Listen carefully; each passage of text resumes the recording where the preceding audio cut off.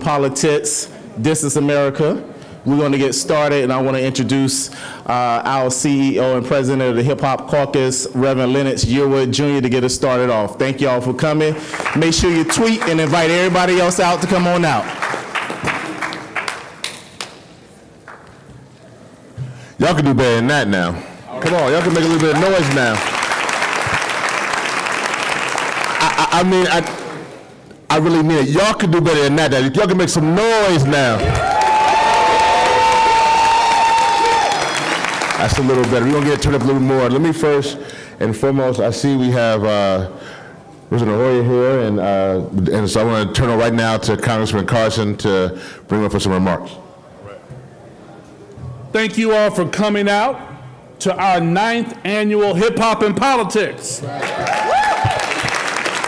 We've got some legends up here. We've got Reverend Yearwood in the house.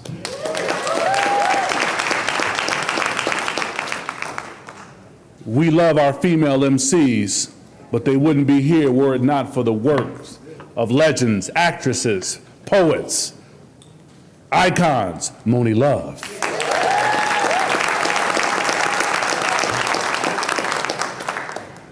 Everybody's woke now. Huh? But when it was unpopular, when you would get ridiculed and mocked for being woke, we had the guard standing up. Brand Nubian, Lord Jamar. You've seen him in movies, you've seen him on HBO. He's on HBO right now. He's handsome, he's debonair, but he has something to say, and he always speaks life to the dead. Give it up again for Lord Jamar. I'm talking about in the spirit of Harriet Tubman, Sojourner Truth, Fannie Lou Hamer. She's her own force of nature. She's a powerhouse. She's a general. You want to shake your hands right now because I think in the next 30 years you're going to see Tamika Mallory on the dollar bill. Give it up for the Queen. Yes. I don't think this is the place to spark madism, but not only is he a lyrical genius. Really? I know. From Channel Live, but he's also an educator and an activist. Give it up for Hakeem Green. This brother is a genuine brother. He has a phenomenal story. He's a great MC. He's lighting up the internet right now, not only by speaking truth to power, but holding artists accountable and waking us up to the realities of not only the record industry, but leveraging our voting block in a meaningful way. And that's what hip hop and politics is all about. Right. He's my brother, he's your general. Give it up for my song. Everybody's talking about a blue wave.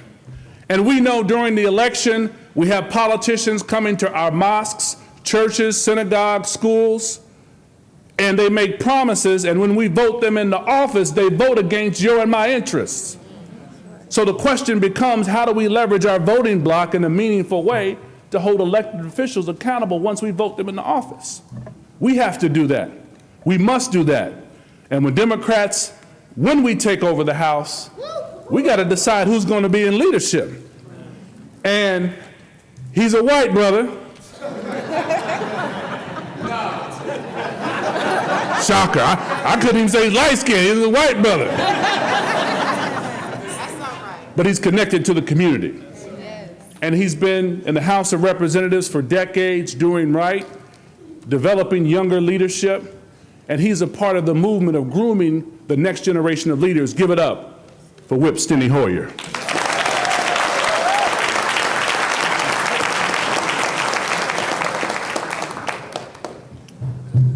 Thank you, Andre Carson. Boy, I feel out of my depth with this crowd. I'll tell you that.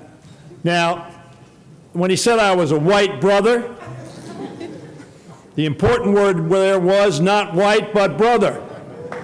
Black and white together. Content of character. Another white brother said, "These are the times that try men's souls. The summer soldier and the sunshine patriot will in this hour shrink from the service of their country." I think these are the times that are trying too many souls. And you know, we have all sorts of meetings and groups and consultants, and what they're all talking about is how do we communicate to the American people. I will tell you this, I don't think we have 6 better communicators. Andre's not bad, but I don't think we have 6 better communicators than the 6 people we see on this dais, who know how to capture the pain and the grief and the aspirations and the hope in words that connect. Obama gave a speech just a few days ago. And in that, he reminded us that when he left the presidency of the United States, he said he was going to take on the most important title that any of us have. You recall what that was? It's what all of us are, citizen. And when times try our souls and the soul and character of our country, it is time for us to respond. And what did he say the response should be? A 4-letter word. Vote. Because if we all vote, we will change policies. We will change the leadership in the Congress of the United States. We will change the hateful rhetoric that we hear coming from some people. This conference is the most important legislative conference that I attend every year. Large numbers of people, experts, citizens gathered from throughout this country who serve their community, serve their states, serve their country, and serve mankind. Andre, thank you for giving me this opportunity to just say hello. And to all of you at this dais, thank you. Thank you for communicating to people every day, to energize and to give them a sense of hope if they participate. give them a sense that they can take charge if we stick together. So I'm so pleased to be here with all of you. Now, he said I was the whip. Now, Silent Toe is not here. Watch me whip. Watch me nay-nay. Now, I'm not going to nay-nay, folks. Got a lot of cameras around. I don't want to screw it up. I have 3 daughters. I have 3 grandchildren, and I have 4 great-grandchildren. And they're counting on you and me to make their country better. God bless you. Thank you very much.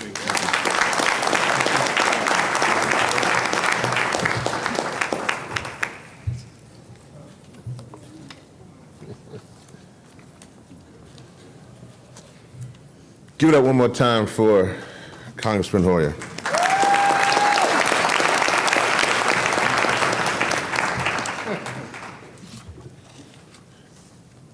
I want to start off this conversation. This panel is an amazing panel for a lot of different reasons. One, folks like my son and Tamika, we've kind of grown up together in the movement. And it's good when you can see your friends, family growing up together. And I say that because you also are a tremendous blessing every year for this conversation.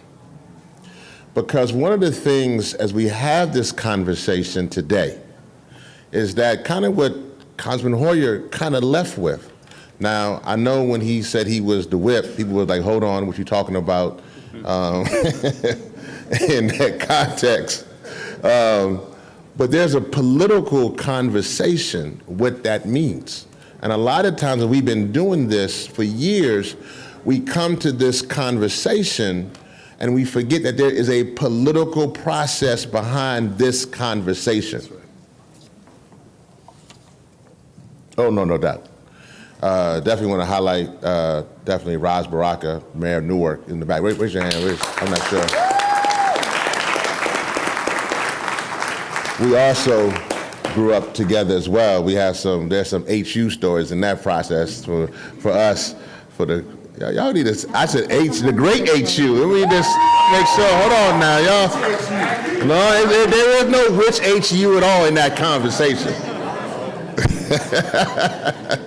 There is no which. Even though I give total respect to our brothers at Hampton Institute. But anyways, let me just keep this thing. I know that was not, I know you can't start off on that. Let me get back to my political process. Let me say this, in all realness, it's very important for those of us who are doing this work of hip hop and politics, this panel of This Is America, for us to be able to speak freely. And we're going to have that conversation. But I do want to say this in the 9 years. Let me say this for Congressman Carson. When Congressman Carson came into office, it's very important to note that not only was he a hip-hop, meaning from hip-hop from the culture, but he was a Muslim. And I remember when he came into this process how so many folks were against him. And he's just from the great state of Indiana. Indiana, rise up and make some noise.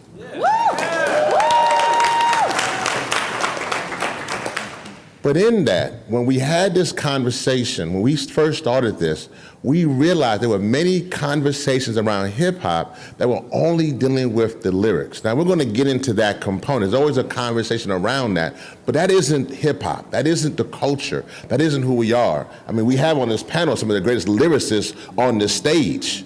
But so we can delve into that. And there's a part of that as a part of this conversation. I'm so glad DJ Mooney Love is here, and there's so much history on this panel. But what I'm saying to you is this, is that when he came in literally to office, and we think back to that time of, it was 10 years? 10 years ago, where we were at that time.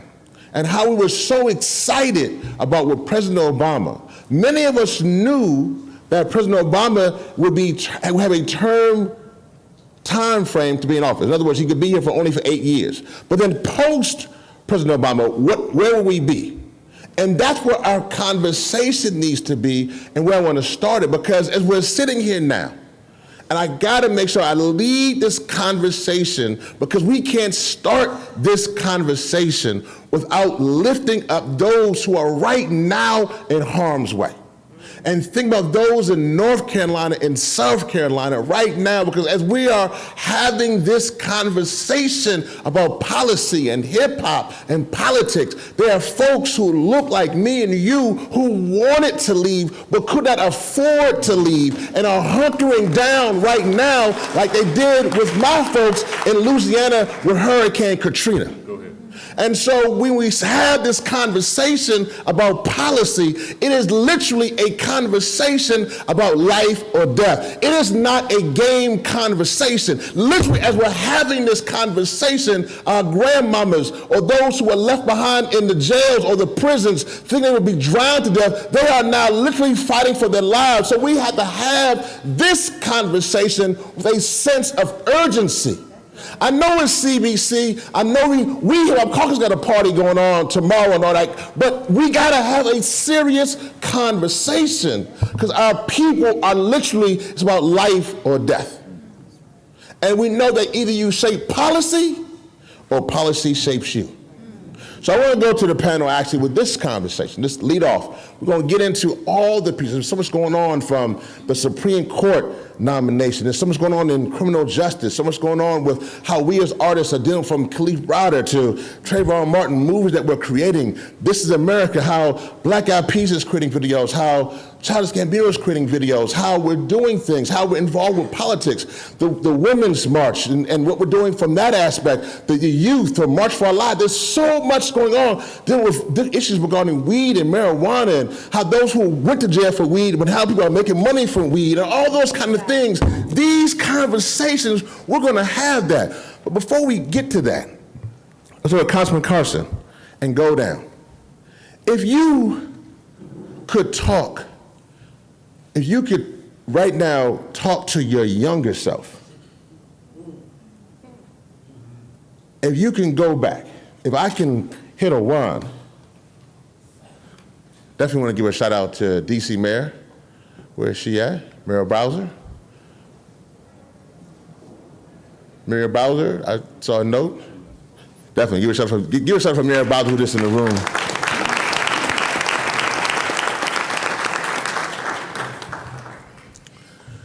So, starting with Congressman Carson and then going down, each one, this is a question for each one of you.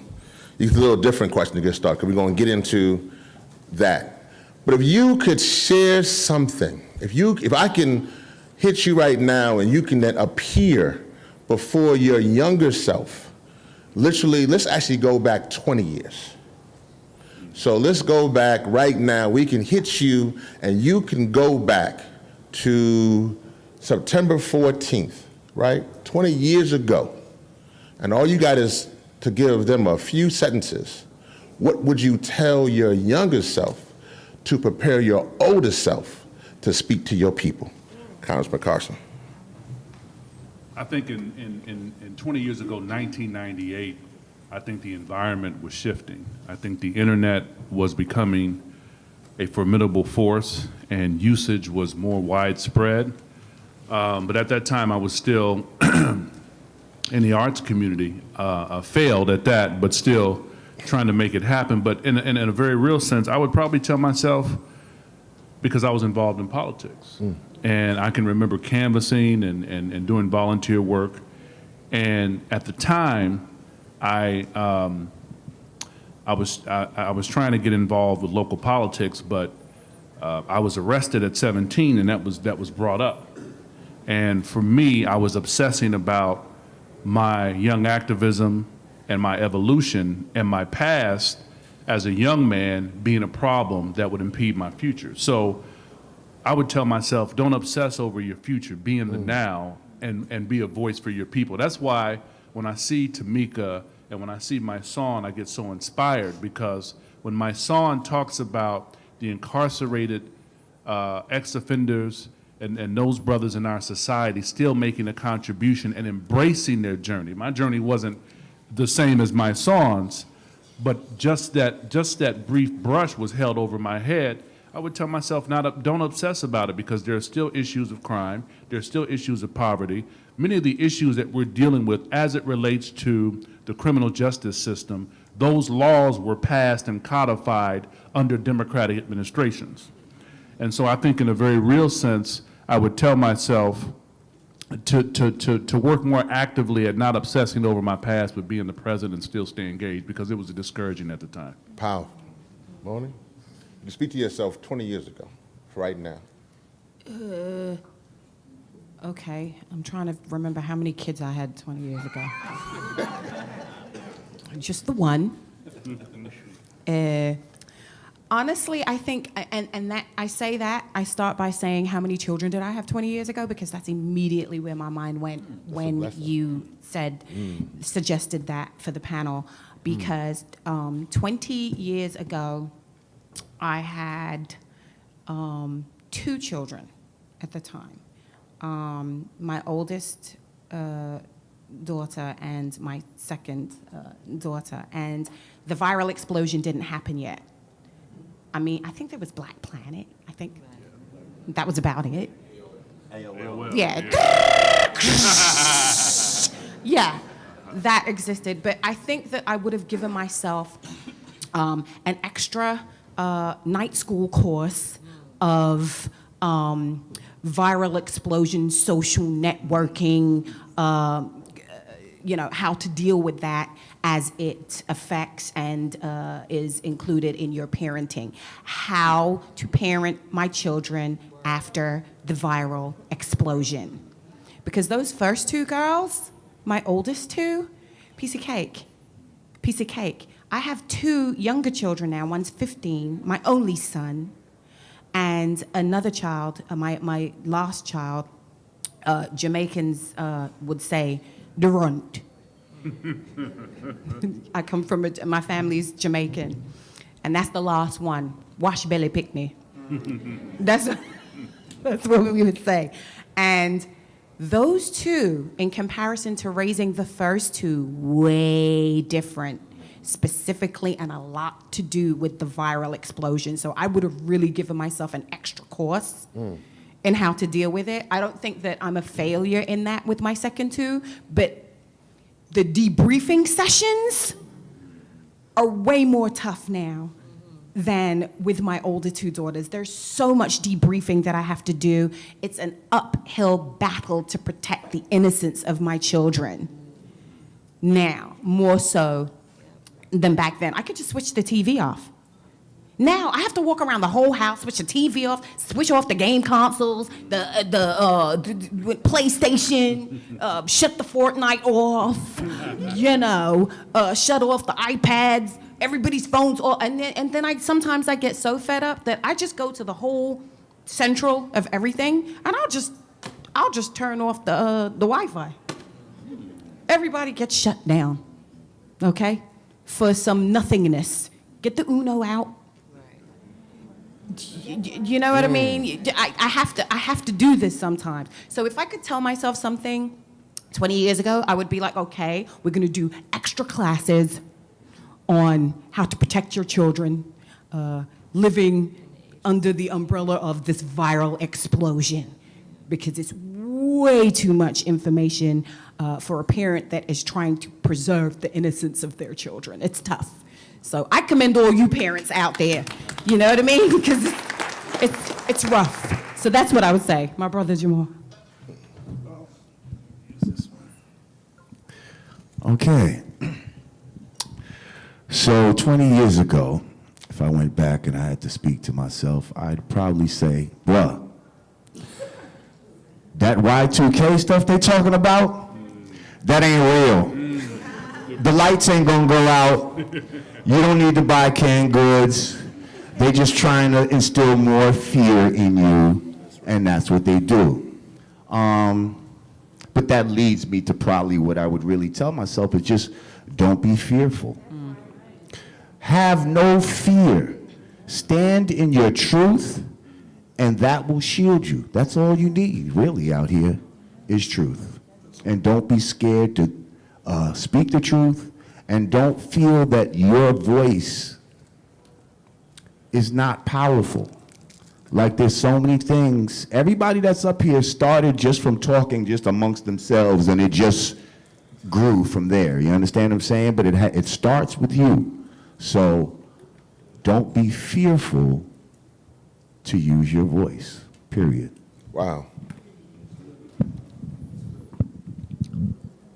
You know, I'm just like you, Moni. The first thing I went to in my mind was my child. This thing about mothers and women, that's the first thing you think of. I was thinking when I was in 1998, I guess my son wasn't yet born. He was just about to be born. And I think I probably would have been telling myself that I was getting ready to step into a whole new world. Wow. One where my entire existence would be about fighting for his life. You know, my son's father was murdered when my son was 2.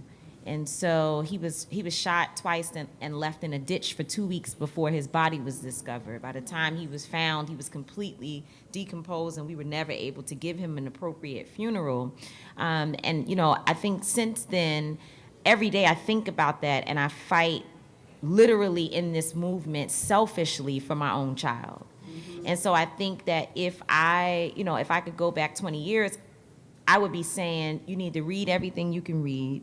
You need to sit with the elders. You need to prepare yourself for this battle that is coming, that is an everyday battle. You will not be able to put it down, if you will, not just because the world is so crazy, but because you're trying to raise a precious individual in the midst of it all, and then that precious individual happens to be a black man, which is the most endangered human on the face of the earth. And so, you know, for me, I think, 20 years ago, I was trying to figure out, my aunt is here with me today, Aunt Janice, we call her Aunt Peanut, so, but, all I wanted to know was, where was it popping at? That's it, like, what's next, and what's going on, and then I got pregnant, and thank God, because my son actually saved my life. If it hadn't been for me getting pregnant, I don't know where I would be today. But it was because God blessed me with a child. And I tell people all the time, young people who are listening to me, don't try it at home, because it is not easy and it doesn't work out the same for everyone. But God knew what I needed. And because I had a child, all of the teachings, my parents had me in the movement from a very young girl, but I really didn't understand it. It was their movement. And it wasn't until I was blessed with the child, and then unfortunately blessed with even my son's father's murder, that I became a leader in my own right, and the movement became my own. So, 20 years ago, I just would have been preparing myself so that, I tell my son all the time now, I'm like, dude, I'm trying to tell you to read this and focus on these different things to help with your personal development, because it's nothing worse than getting out into the world and then having to rush quickly to catch up with the things you need to know in order to be able to do the work. And the work is it's so much work, and the burden is so heavy on you. You have to be prepared with the full armor around you in order to be in this movement, and to be leading is a whole different thing. So, I guess it would be those conversations about putting down the poppiness of what's going on and picking up what's really serious and what's really important. Wow.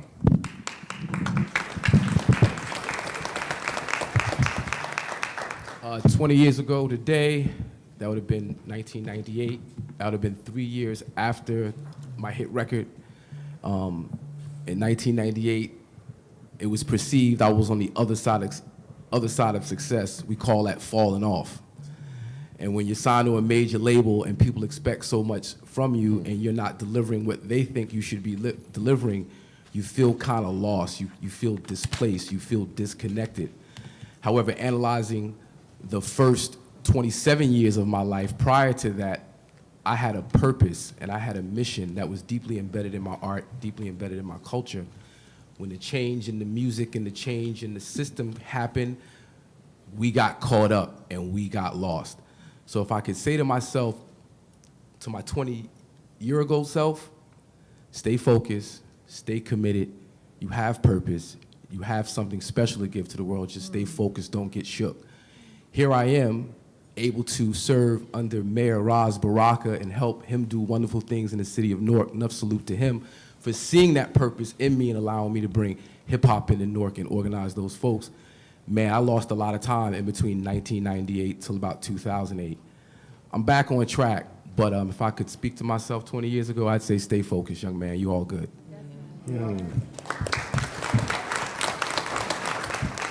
My son? Ooh, that was 1998 was kind of a tough year for me. It was like my son was being born, I was just getting signed, and I was on trial for my case. And if I had to say something to myself 20 years ago, it would be believe yourself. Go with what you feel. Like I realized all throughout my life, every mistake that I've ever made was me believing somebody more than I believed me. Come on now. You know, I remember I went to a court and I was fighting this case and I believed what this lawyer was telling me, even though I knew what he said and didn't make sense to me. But I thought he studies this, and other people were saying you should let him do. And I'm saying to myself, this don't really make sense to me. This defense you telling me, I know I'm innocent, but you telling me to say something that don't really make sense, and you saying stuff that don't make sense. And I remember I sat there, and the judge looked, and I was ignorant to the law. I didn't really understand. And the judge looked at me and my lawyer, and I was trying to get rid of him, though. I was really trying to get rid of him. And the judge said, "You sure you don't want him? You sure you want him as a lawyer?" And my gut was saying, say no. Say no, I don't want him. But I looked at him and I was scared. I was so scared that if I said that to him and he couldn't get off the case, that he just wouldn't fight for me. So I didn't go with my heart, not understanding they can't make you keep a lawyer, but I didn't go with what I felt. And every time I didn't go with what I felt, something went wrong for me. You know, and as a result of me not going with what I felt, I made mistakes. And, and I ended up spending 7 years in prison for a crime that I didn't do. And based on that decision that I made and prior decisions that I made that I didn't go with what I felt, every minute after that, I went with what I felt. And I was always successful. It was always a positive outcome. So what I would say is always believe in you and go with your gut feeling. Don't let nobody tell you anything that goes against what you feel in your heart. Wow. So I want to make sure to give a shout out to Jamal Bryant. Give it to my dear brother right here. Also behind him, Dr. Roger Mitchell, who's on the board of Hip Hop Caucus, also the Chief Medical Examiner for the District of Columbia, Dr. Roger Mitchell. Behind him. So I want to keep on this path, because y'all, this is kind of part of wisdom, and when you've been doing this, it's important. When we first did when I got involved, I've been involved with hip hop for many, many years, as you know, and hip hop politics. And when we first wanted to do a hip hop, can I just do some real talk? Is that okay? Let's go. Okay.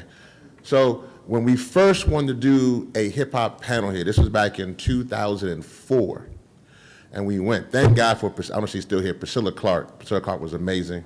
But when we first wanted to do a hip hop panel here at the Congressional Black Caucus, we were told no.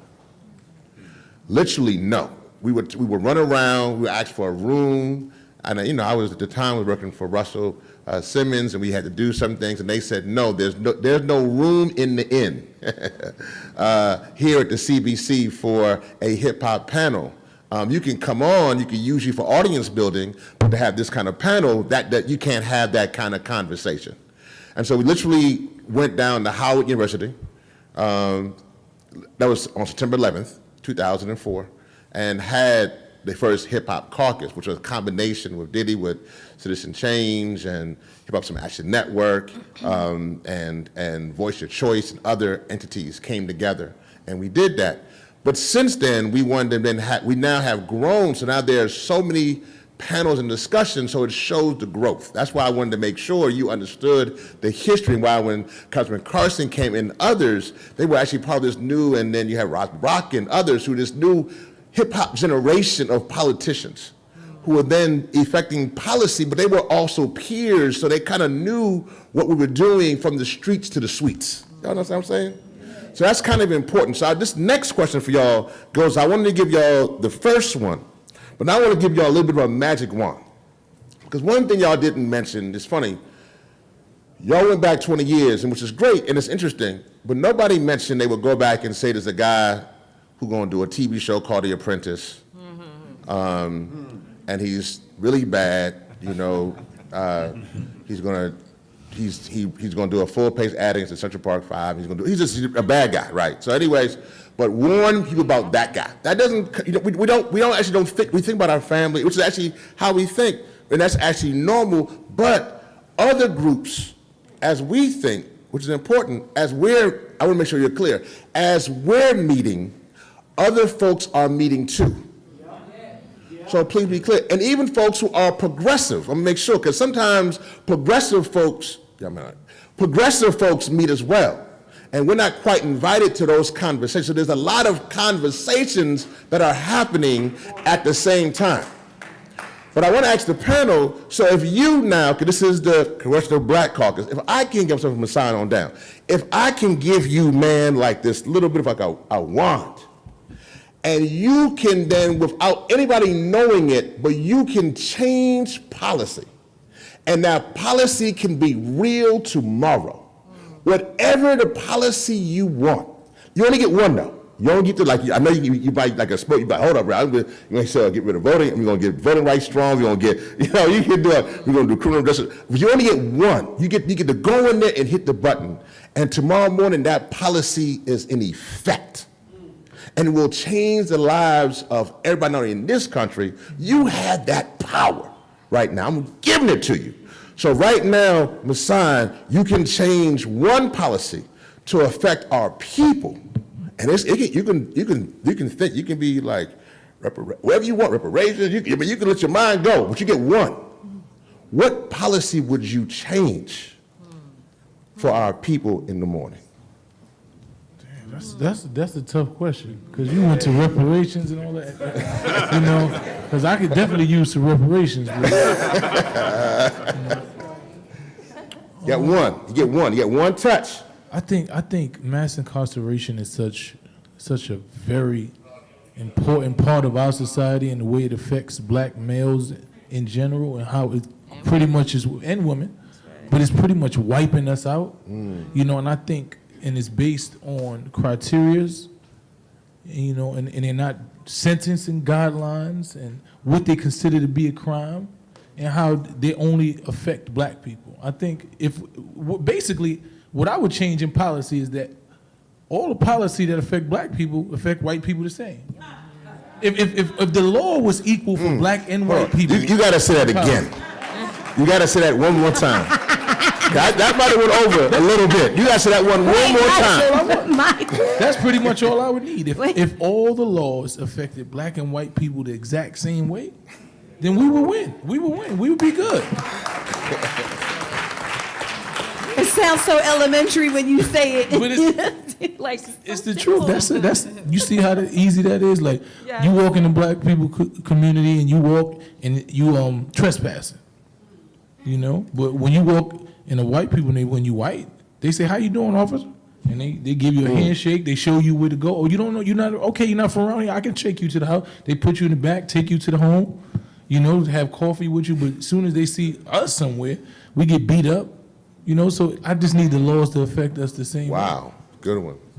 That's good. Next one. Yeah, we got one. Yeah, you could change one policy. This is your chance. You know, I'm an educator, and I have a community-based for-profit called 24 Hours of Peace, which was created to support RAZ's initiative, Violence is a Public Health Issue. Now, how that relates to your question is, the other day I read an article that in U.S. schools there are more police officers than guidance counselors. Right. Yes. Wow. Right. The most important resource of any community is people. So if we're not investing in people, we're not investing in ourselves. And that's what's going wrong with this nation. They stopped investing in itself through the schools and educational system. So I would flip that and, you know, demand that we have a vigorous training program for social workers and guidance counselors so our children can get a real fair shake in the school systems. Tamika, I can't wait to hear your answer. I don't know. I don't really have a good one. But, you know, I don't know. I guess I want to come from an angle of women, but then I obviously have a child. So I think that I would probably, I guess everyone else here will probably, you already covered young people. I would probably make it where men would have nothing to do or no say-so over what women do with our bodies. Come on. So, any policy or anything related to women's reproductive health and issues about our bodies would be controlled by us only, and no man would be able to even sit in a room to discuss Come on. our issues. Wait, hold on. Can you say that again for the people in the back? Right. I mean, because if you think about it, Kamala Harris, Senator Kamala Harris asked Judge Kavanaugh, is there any policy, one that you can think of, that controls males, whatever, the male body? And he said he couldn't think of one because there is none. That's right. There is none, you know. So. That was a pretty good answer, though. I'm sorry. No, y'all first three is, come on. Add on to that and just say that I feel like it's white men making those policies, so let's not just put all men, but I feel you on what you're saying.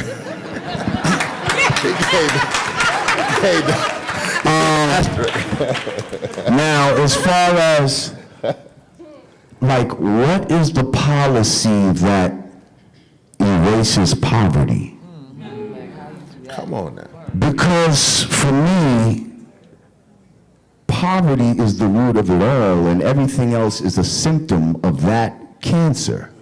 So when we out here trying to give, hair tonic because your hair's falling out, but really you got cancer, you're not going to cure the ill of what's really happening. So I feel like the root of the problem, when we think about health care and, miseducation and just so many things that we suffer, especially in our community, when he was talking about,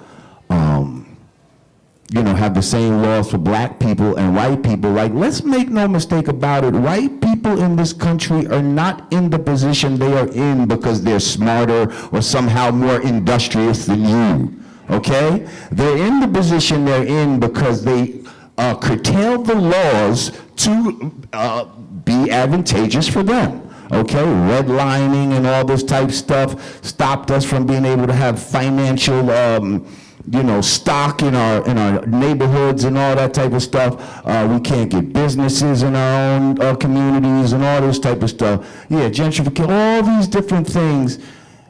These are all just symptoms of poverty. So if there was a magic wand that I could wave that would, enact a policy, it would be one that eradicates poverty for all people.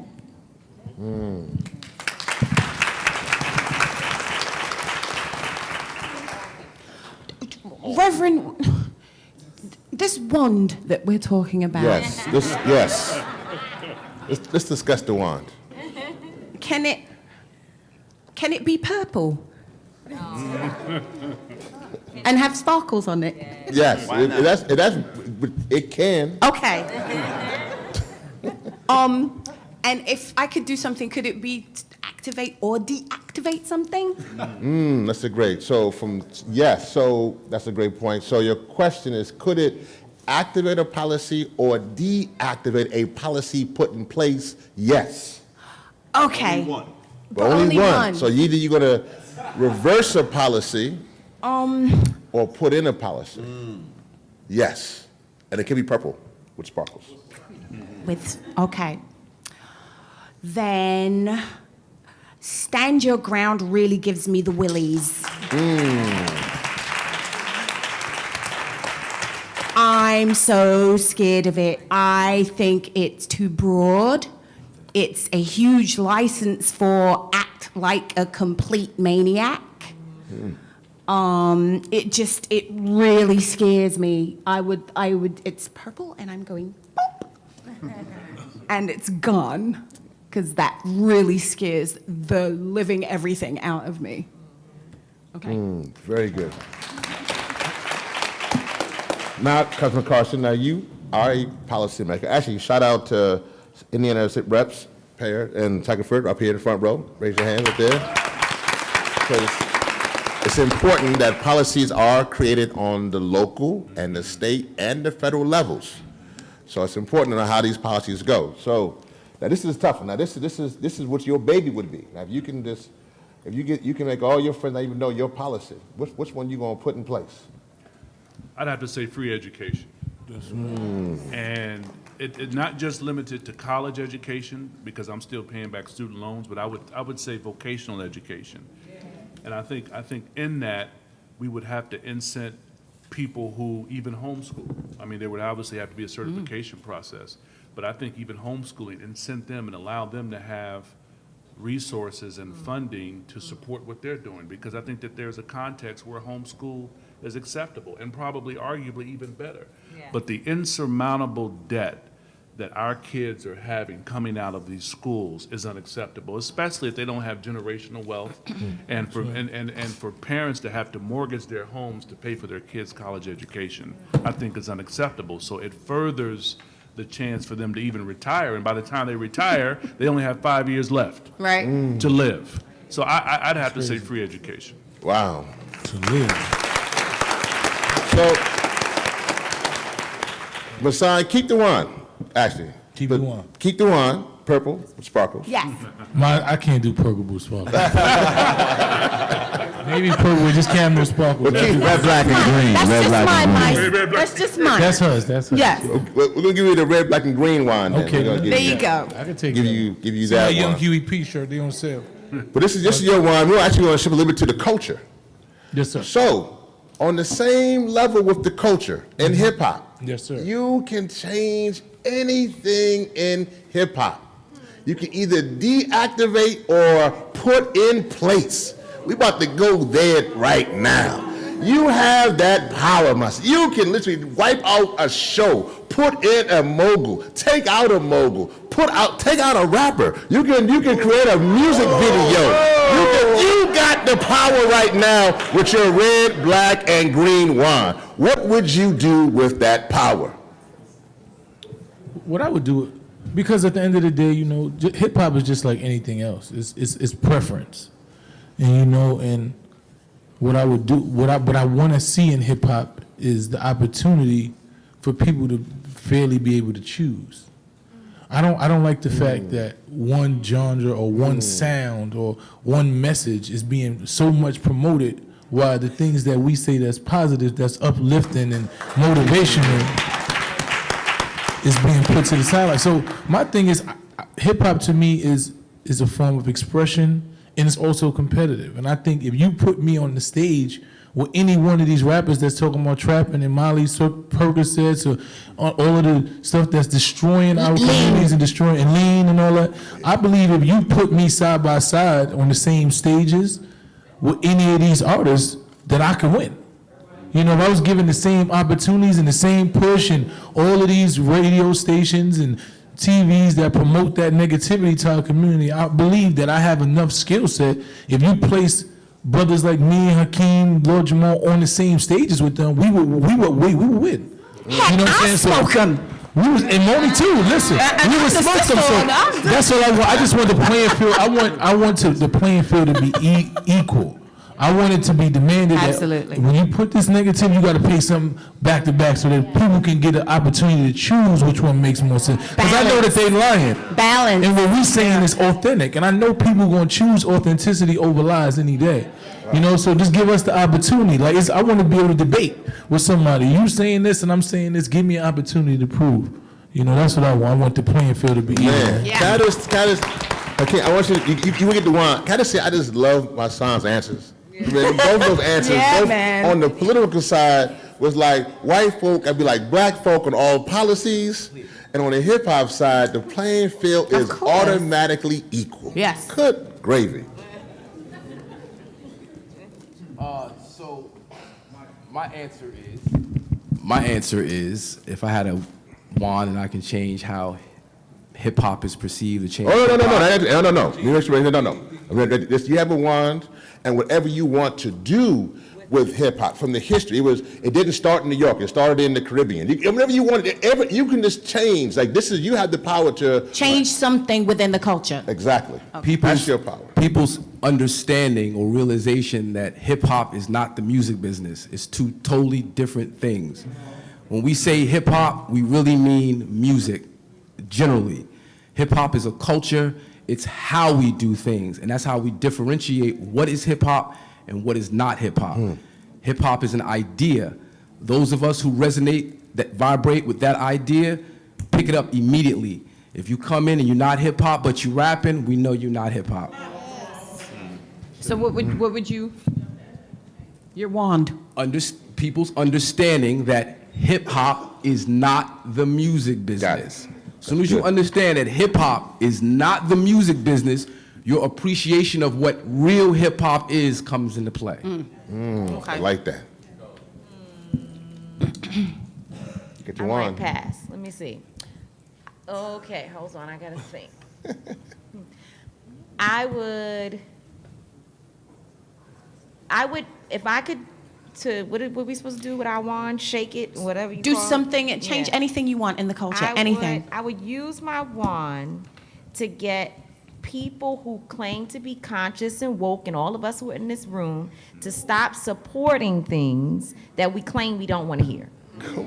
So rather than placing the onus on the industry, I would place the onus on us to control the messaging that's coming into our homes by us putting our money behind what we know is best for our children and for our community. Wow. Okay.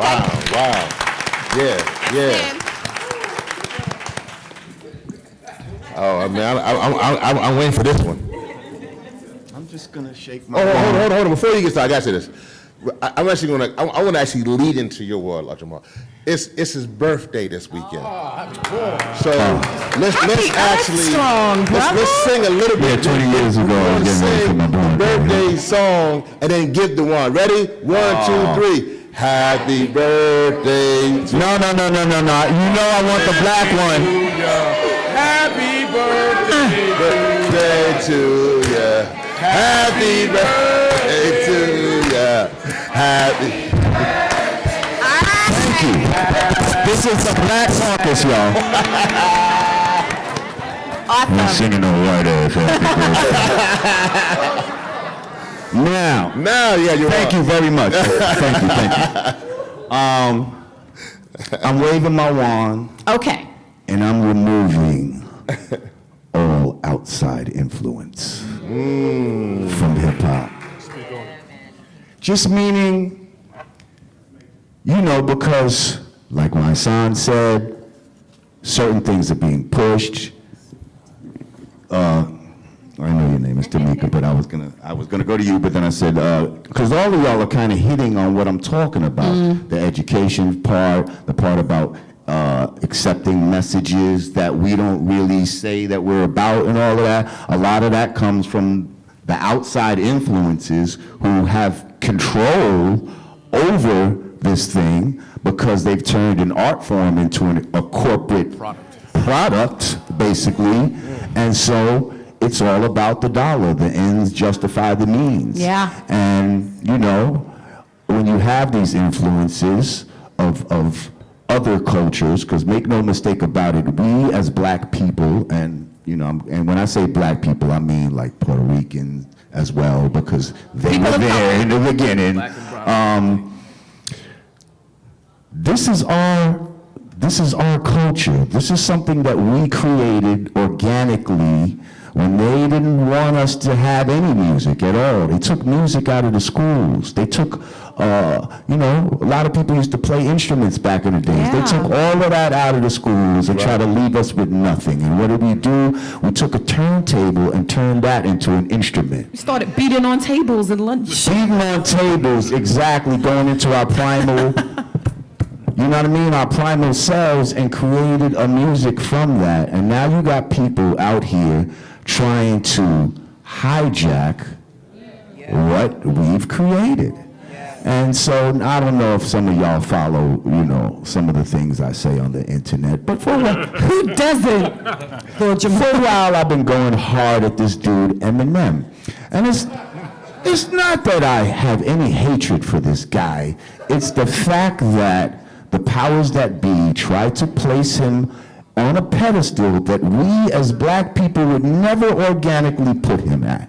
Okay, so it's about, again, the outside influences coming in, trying to determine what is what, who is who, and all of that, and that's part of the deterioration of hip-hop. So I'm gonna wave my red, black, and green wand and remove all outside influence. Get out of here!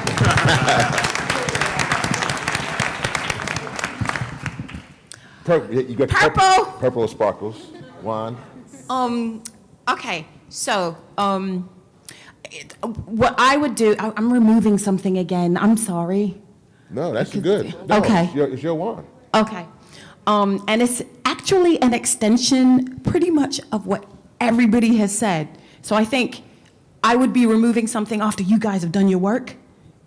And then I'd come in and I'd be like, okay, well, I'm going to bippity-boppity-boo this. Yes. And what I would bippity-boppity-boo is you said something about the playing field, making the playing field even for the artists, right? And I think that in making the playing field even for the artists, it then also can filter into making the buying and appreciation playing field more even for the fans and for the consumers. And in saying that, because they get more choice, they get more opportunity to hear, or everyone, the balance.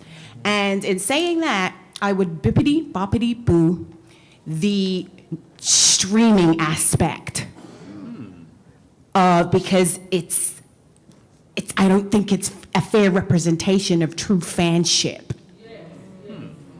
And I say that because I've had people tweet me in the hype and hoopla of this person's album that's coming out, and they're dissing, this girl's dissing this girl, and blah, blah, blah.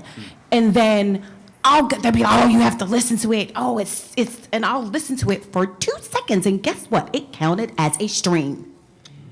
Okay? And then I'll click it off and be like, oh, this is hot garbage in a sandwich. But it's too late. I already listened to it. And it counted as a stream. Whereas, once upon a time, you would get up, leave your house with $5.25, okay? Don't quote me. And you would go to Tower Records, and you would pick out what you wanted to get. Once upon a time, it was vinyl. Can anyone spell that anymore? Once upon a time, it was cassette. Then it was CD, or even digitally.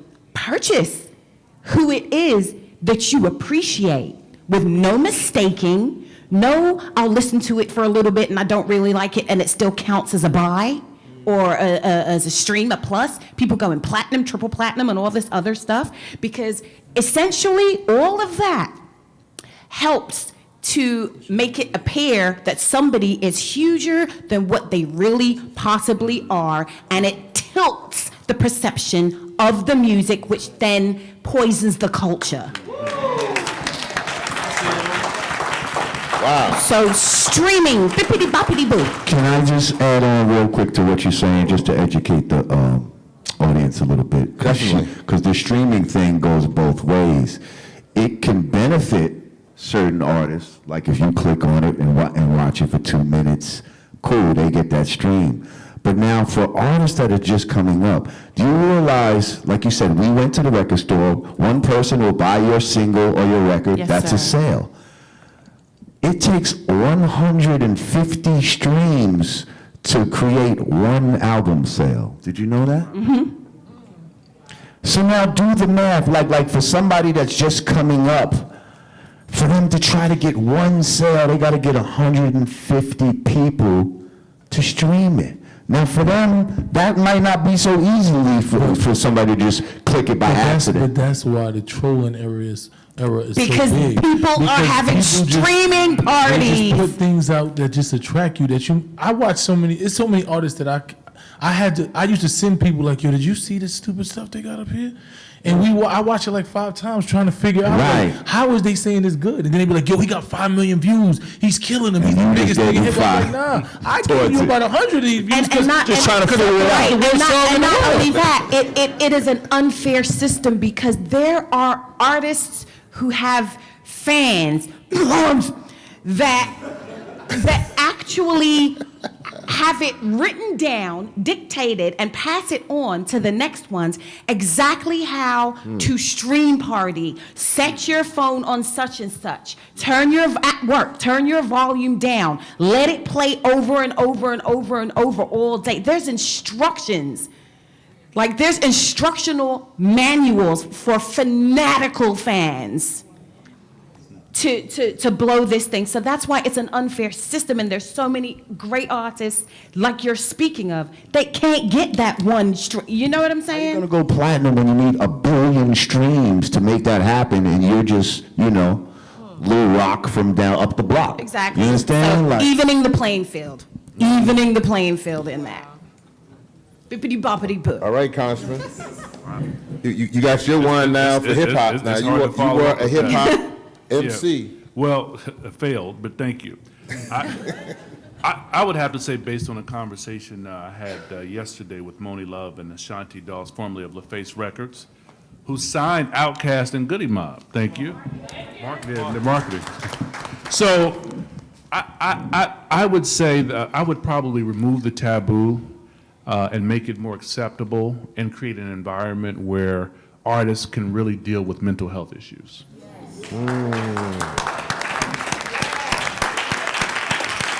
Wow. Because you have your creatives, and you always have your creatives, but I think some of what we pass off as creativity is schizophrenia, bipolarism. My mother suffered from schizophrenia, so I don't know how we address that. Folks can speak to it more deeply than I Right. can. I know Shanti can with Silence the Shame. Absolutely. But I would certainly talk about removing the taboo. Wow. That's important. Because Kanye definitely need help. Congressman Carson just said, Need the mic. jokingly, he said failed MC.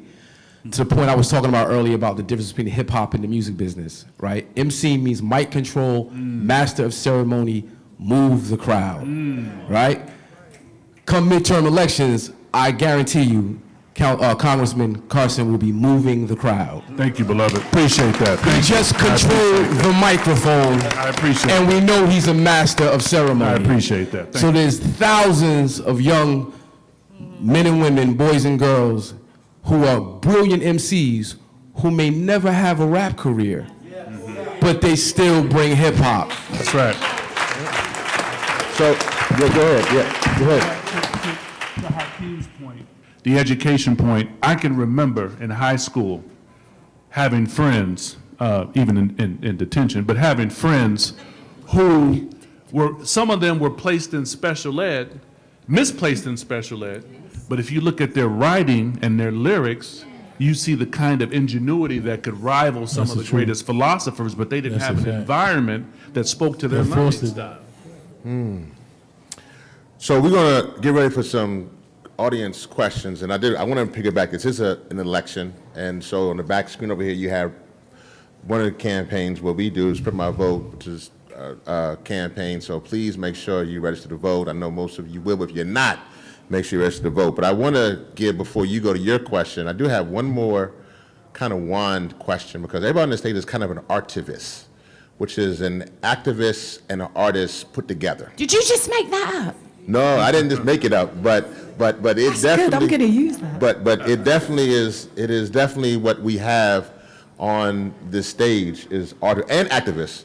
So, and I kind of want to start in the middle with Tamika on this one, and I want you. This is a similar kind of wand question, and it's going to go deep. So if you want to pass on it after you hear it, then but it'll come back.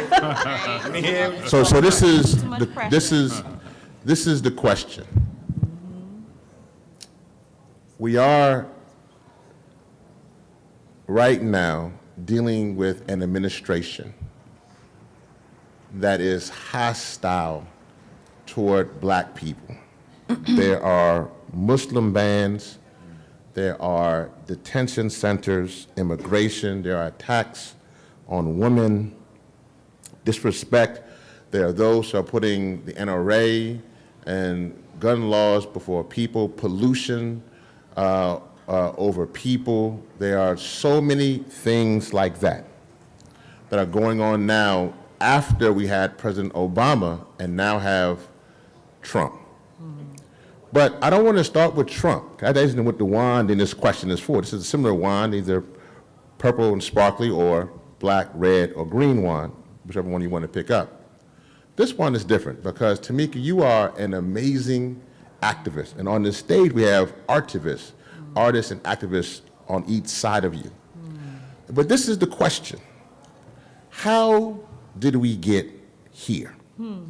So the question would be, if you can then go back to this meeting, and in this meeting before you, it's very similar to this kind of the pop-up to you 20 years ago, but in this meeting is Dr. King, Coretta Scott King, Malcolm X, Marcus Garvey, Dorothy Height. This is that gathering. You are now transported back to give them some information about our people in the 21st century and can talk to the 20th century activists. Shirley Chisholm is in the room. We have all these different luminaries sitting before you, and you got a couple minutes to talk to them, to inform them, to change something, how they do business.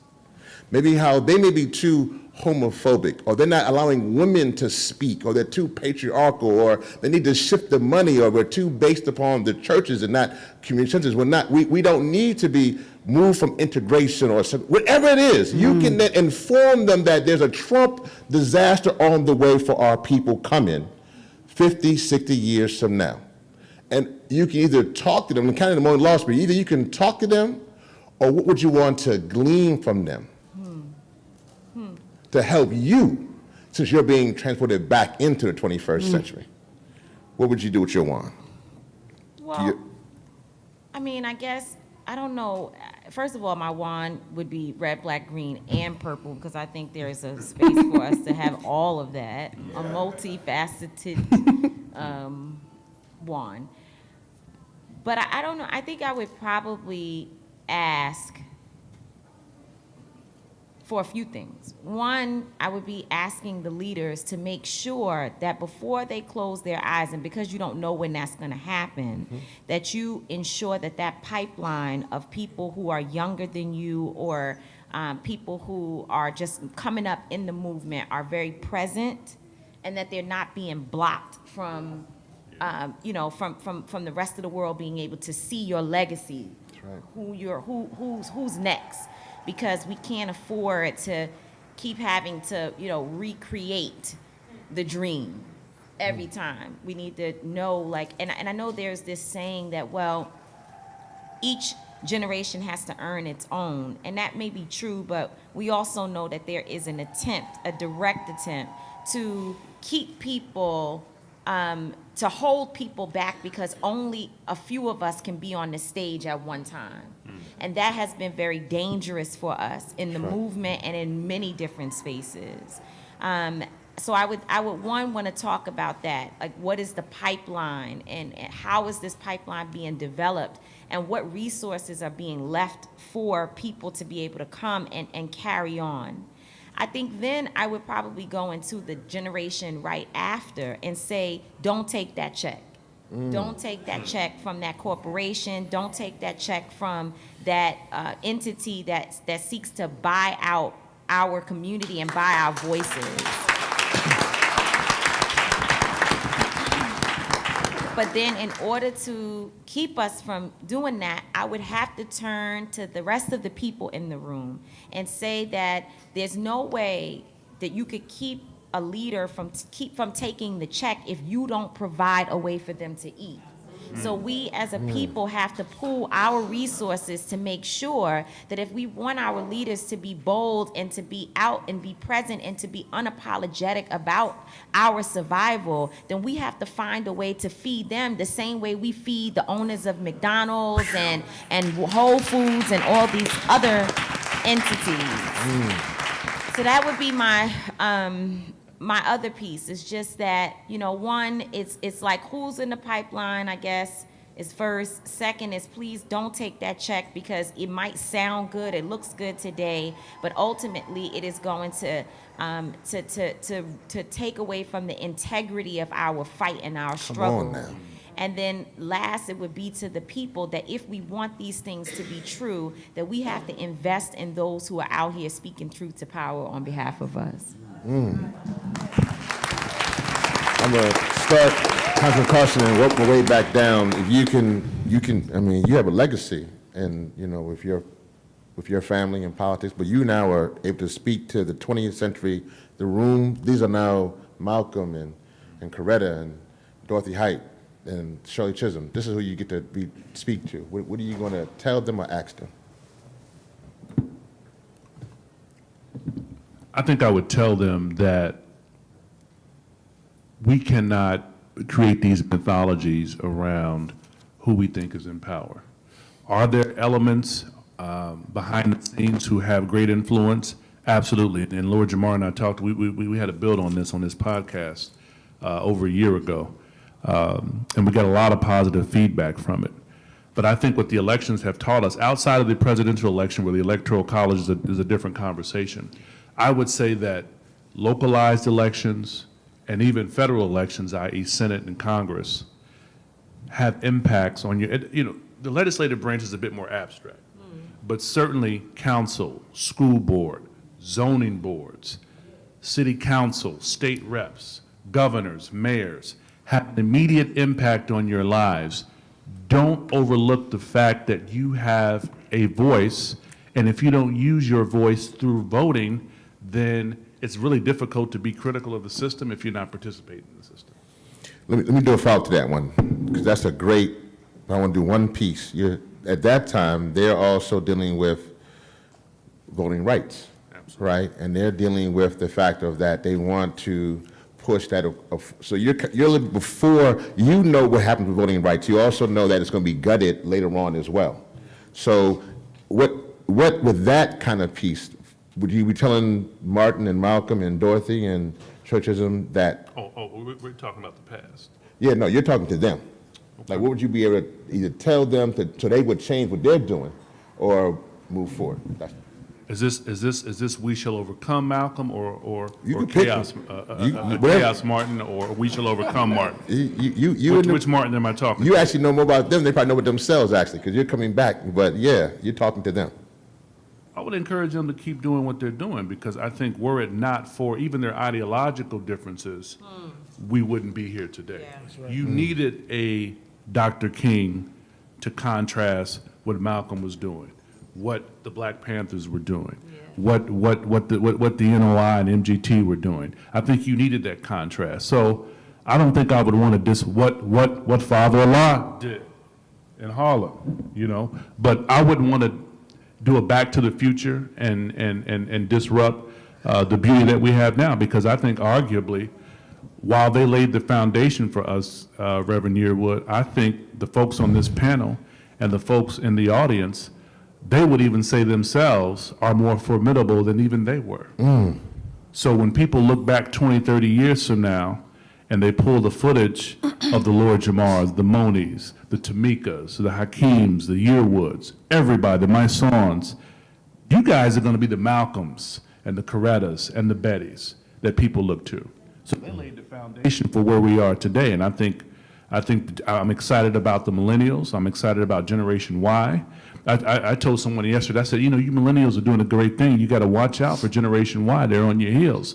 She said, no, they're not on our heels. They're eating Tide Pods. I said, but there's an ingenuity there. So I think that the generation to come, my daughter's a Generation Y. She's not eating Tide Pods, but I think the generation to come is even greater than I think we're Generation X. Mm-hmm. Generation X is even special. We get overlooked, but we're very special. But I think that this generation is greater than generations of past, even though they laid the foundation. Wow. So I wouldn't want to disrupt the past. Do you want to disrupt? No, I don't like going in the past too much anymore. Bonnie? No, I feel that. Yeah. Me? Yeah. Oh, okay. If I had an opportunity to sit in a room and have a conversation with, Our ancestors. okay, Coretta, All of them. Dr. Betty, Shabazz, Malcolm, Dr. King. Okay, I would say, and many, many more, just that whole set. I'm thinking, when you're speaking, I'm thinking all the scenes as a child that I saw in old television footage of marches and all the faces that I would see walking with Dr. King. And this is what I'm visualizing. That's it. When you're speaking. And if I had an opportunity, I would say to them, Malcolm, one day, and Dr. King, you too, and all of your constituents, one day there's gonna be a bunch of kids spinning on their backs on linoleum and cardboard. And, you know, and some of their friends are gonna be plugging stuff up into street lights so that they can have their turntables on. And a couple of guys are gonna be, you know, reciting words to a crowd, and the crowd's gonna be reacting. And, you know, this is actually all gonna derive from a whole bunch of kids that wore jackets with writing on the back of them, deciding one day that they were gonna quit warring with each other. So these kids are gonna be the ones that you come across. They're gonna stop fighting each other, and they're gonna wind up spinning on their backs and, you know, plugging up street lights to make music and have jams in the street, and you're not gonna understand it.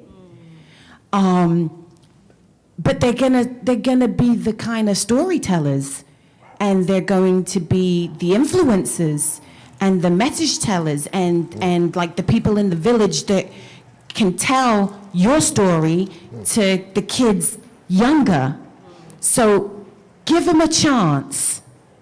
Give them a chance. You're not going to understand it. It's going to sound like absolute crap to you. You know, it's not Sam Cooke or Otis Redding. It's not Aretha or Nina Simone. It's not the Commodores or the Bar-Kays. It's not Kool and the Gang. It's not Earth, Wind and Fire. But these kids that are going to start this movement, and it's going to be called hip-hop. I know it doesn't make sense to you right now, but, you know. It's going to be called hip-hop, and they are going to be the storytellers and the message senders, and they're going to be the ones that encapsulate the sign of the times. So give them a chance, all right? And when you meet, if you could ever meet this one that his name is Lord Jamar, okay? Brother. Basically, give him a pound when you meet him. You know what I mean? Like at the end of the day, give these kids a chance, because they're going to be the ones and let some inclusion happen. Yeah. Because if that inclusion doesn't happen, it can really be dangerous for the next set that comes even after them. Okay, and that was it. And then we proceed to have some dinner.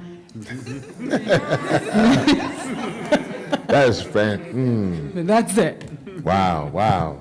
What's wrong? I feel like I'd be probably giving out mad warnings, yes? Yes. Like Malcolm, when you hear somebody say, "Get your hand out my pocket!" Run! Martin, when you walk out on the balcony of the Lorraine Hotel, don't wear the tie. I don't know if y'all know about this story. Don't wear the tie. Nah, but on a serious note. That actually is a very serious note. Yeah, it is a serious Really? note. I would warn them with foreknowledge, but I would also say on a, more philosophical note, like everybody in the room, like you're all right. You understand? You're all right. You all got a piece of the puzzle that needs to be put together. Come on now. And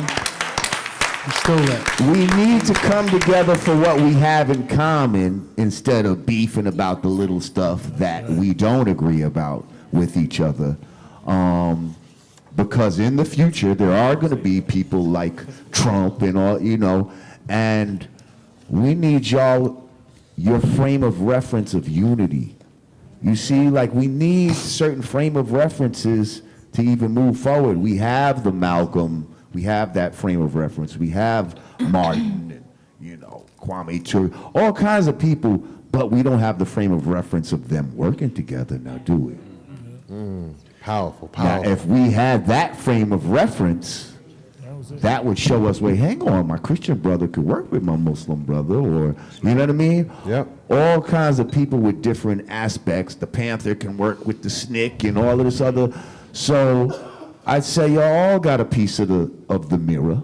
Now let's put it together so we can see our reflection properly. Amen. Okay. Man, that was heavy. No, heavy. beyond heavy. Heavy. Bob Law, radio personality, put me on to some information about Dr. King in 1967. It said Dr. King addressed, it was like the National Association of Black Radio Broadcasters in like 67, and he thanked them. Like, he just thanked them so much, because without the black radio network that we had, getting the message out would have been a lot more difficult in those days, right? So he thanked them for being an integral part of the civil rights movement, even though some of them were in corporate, and they stayed attached to a purpose. They understood there was a bigger thing happening than their individual job, and they lend themselves to their people. They took sacrifices for their people. Because of that, we were able to get the message out and get. So I would ask Dr. King, how do I use your blueprint for 2018 to get these jokers on the same page? Because we need them on point, we need them on post, we need them on the right page. So can you share that blueprint of organization with us so we can organize those folks at this time? Wow. Hassan? Ooh, since Lord Jamal took my answer, I got it fast. I swear to God, I was sitting there like, please don't get to the unity. But I think based on that, the only thing I would be able to say is, like, I would have to inform them that their enemy is very strategic. Come on. That the enemy is not only planning to kill you, but to destroy your legacy and even misguide what it is that you represented. Even to destroy, to kill the fight of the people coming behind you. You know, that's how strategic that the enemy that you have is. All this work that you're doing, and they're going to try to water it down. They're going to tell us that Martin Luther King just had a dream.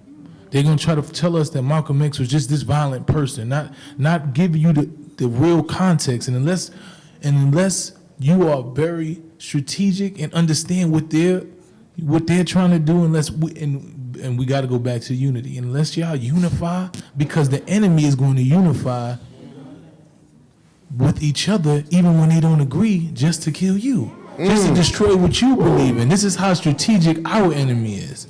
So that's what I would sit there and say. The things that we arguing over is trivial. It's like being in prison and we all trying to escape and we chained to each other. I'm not gonna cut my leg off. We're gonna have to figure out how we're gonna run together. So I'm not sitting here focused on, let's figure out how we're gonna get out of this jail, and then we can figure out our differences later. But right now we got a common enemy. The enemy of my enemy is my friend. So when you utilize that strategy, we wouldn't even be in here having this conversation if they did that. But that's what I'm saying. You will make our fight so much easier. We'd be able to do everything if y'all just understand how strategic and devious the enemy is. Wow. Man, we got time for a couple of questions, but let me just say this, that the responses on this panel today were deeper than, man, you can't imagine. It was for me sitting here listening, it was a blessing to hear the thoughts and just the way the mind was just going. Just so you know, they didn't have any of these questions beforehand. They were prepped so they to give any of their responses in that aspect. Question. I think it's the mic. We have a mic in the middle. Okay, can you hear me? As this workshop is about the nexus of hip hop and Congress, my question is, we don't understand each other's ecosystem of what are the issues that hip hop is facing. Is it a lack of spectrum ownership by minorities? Is it the streaming problem? So we have to map the ecosystem as to how to support hip hop, but at the same time, we don't understand how Congress works. And in particular as well, what can the Congressional Black Caucus do to help fill the gaps in this ecosystem so it can actually come together?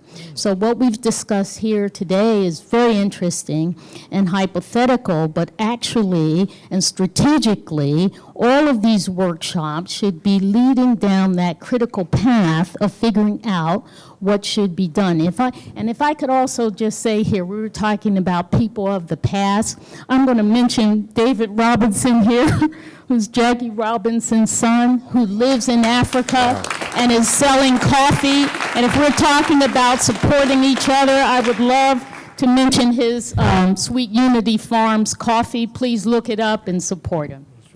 Great question, great question. Panel, who wants to take her question? Congressman? Well, the Congressional Black Caucus meets regularly with the black broadcasters and the national broadcasters. And this issue of spectrum comes up often because as cities and states and municipalities and other countries, for that matter, are trying to build in 5G and even 6G capabilities, spectrum is still an issue. And so the federal government is wrestling, particularly through the military, about how we can either sell off some of the spectrum capacity and give it to those folks. But oftentimes, minority broadcasters are kind of left in the fray when it comes to spectrum. So we've been trying to work in a very serious way to make sure when spectrum is sold that we get our fair share. That's right. Hello, my name is Lakeisha Davis Small. I'm a Washingtonian, I'm an activist and a revolutionary. And I wanted to thank each and every one of you all for speaking life into us, because we're all going to walk out with a tool for our toolbox up here. And I wanted to publicly thank Reverend Yearwood, because in this room last year I stood up and said, I work for the Federal Aviation Administration, been there 21 years, I'm an activist, I'm doing my thing, but if poverty wasn't an issue, I would be out here doing the grassroots work every day and leave my corporate American job where it is. But I have to provide for my family, you know, married with children. And I have a husband that's a veteran. Thank God he made it back alive from Iraq. But You can protest and still get a pension, though, too. But I'm Spooky. yes, but Reverend Yearwood offered to help me, somebody that's a nobody from the Shaw community, just doing the work. I've been at his DC location with my executive board. He's come to Greater Mount Calvary to speak at Co-Pastor Susie Owens Church, which is T.D. Jake's best friend. I mean, he's really have done the work, and I just appreciate people that really do what they say and not just talk to make us feel good. But you really did it, and I love you for that, and I appreciate you. But I want y'all to know I'm really doing the work. I just broke up a fight at Showing Highway Subway Station, 2 girls fighting, all the adults standing around looking. I went and took her hands out the girl's hand and said, we sisters, we don't do that. All the girls like, oh, she deserves it. She don't deserve nothing. And it was like 15 girls and me. And I said, not here, not now. So I'm doing the work. I'm not talking at panels and at events and all of this. I'm speaking and I'm helping and literally doing the work like a superhero. I need a badge and a gun. Thank you. Thank you. Actually, Tamika, I think that's an important, I think people don't understand how sometimes this works. They think we just get all the solutions, but sometimes it is actually just doing the work. So can you respond to that? That's right.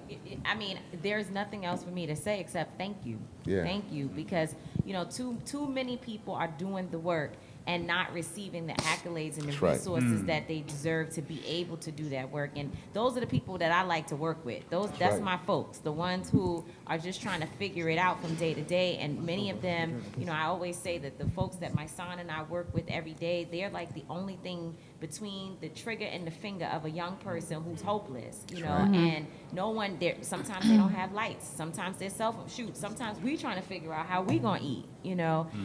But people keep telling us, do well, you know, go out there, fight for us, and then when you say, okay, make sure that you click the link to donate to our organizations, you know, it's not always, the support is not always there. So thank you, sis, for your work. Keep pushing, keep doing what you're doing. God bless you out here, and be safe, and no, you don't need a gun, because we have enough of those, for sure. You just need the badge and a cape. And a purple wand. If I may just add on real quick, I just want to say, many shall come, but only a few are chosen. Right. And those that are chosen choose themselves. Wow. So let me say this real quick for those, I see the line. I want to make sure to hear your questions, so please make sure and give as much as you can a quick question so our panel can respond to it. I want to make sure to try to get through the line we have before us. Yes, my name is Dashan Farad. I'm a reporter for YourBlackWorld.net, and this is brief and a question. 2 years ago during the presidential campaign, I got into a rather heated debate on air with another black journalist who will remain nameless at this time over why black millennials do not vote, and I explained to him my reasons why. What I would like to know from either of the panelists, what can we do to convince the millennials that they can use or leverage the power of the vote? Go ahead, Hakeem. Show and prove. Show and prove is get active, show the power. People will see it, and they'll respond accordingly. Our people like to see the proof before the pudding. You know what I mean? We're not into really like, don't sell me, show me, right? So a lot of times there are enough aware people in any community to make change in that community by voting. We were able to do it in Newark, and now the larger Newark community sees the power in voting in a block and putting our mayor in place. And we see the effect of it as it grows. We have to do that more. Like, there's so many of us that we stay to ourselves, we don't communicate, we don't share information, we don't share our successes. Getting a candidate into office, even if it's just a public school board position, is a success. And we have to share that information with folks who don't know. And as they know and they see how that success benefits your life, they're gonna want some of that benefit too. That's how we bring them in. Can I say also, we got to start bringing these kids to the table. We can't talk about them and they not represented or something. You know, like, they want to see people that look like them. They want to hear people that talk like them, speak to their issues at tables where decisions are being made. So at that point, the influencers in these millennials are able to go back and say, no, this can really work. You know, because right now we talking about them saying how we going to help the millennials. The millennials got to sit here and tell you how you going to help them. You know, that's how we figure out. A lot of these, you know, I have this conversation with Tamika all the time. I go to these panels and it's pretty much the same panel. This is the only panel in here to me that's a little different. But there's no formerly incarcerated people. The kids ain't having their own panel. Like, we got to have panels that really are about the most marginalized communities in our community. You know, so when we start having those real conversations, then the kids are going to respect us. Until then, they're going to keep thinking it's old people trying to tell us what to do. And you got to make it cool. Yeah. Respect They my gotta vote. feel like it's cool. Put my plug in there. Yes, assalamu alaikum. I'm Sister Claudette Marie Mohammed, representing the Honorable Minister Louis Farrakhan. You asked the question, 20 years ago, what would you be doing? 20 years ago, I was at the age of 60, and I was very blessed just 3 years prior to be the National Deputy Director of the Million Man March, which was founded by the Honorable Minister Louis Farrakhan. My question to the panel, what do you think the Million Man March did for us as a people? The Million Man March, the Million Family March, and the Million More Movement, all of which I worked tirelessly on. And now at the age of 80, I would just like to see what you all thought of that. And I want to thank you, Congressman Carson, on behalf of Minister Farrakhan, for the work that you're doing, not only for this panel, but for all of us that you do every day. Thank you. Thank you so much. Assalamu alaikum. Alaikum salam.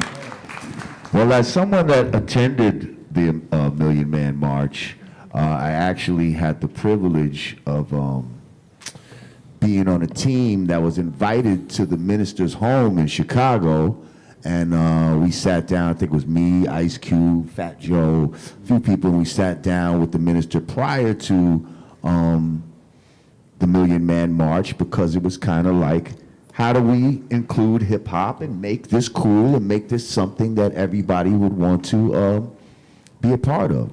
What I think the Million Man March did for us was, again, some of my themes are repeating, and I always talk about frame of reference, because that's very important. Things that we see and hear, and you retain that forever. So it gave us a frame of reference that black men can come together in mass amounts and, have peace, no violence, and love each other, and just have camaraderie, and show that we can come together in an attempt to solve our own issues.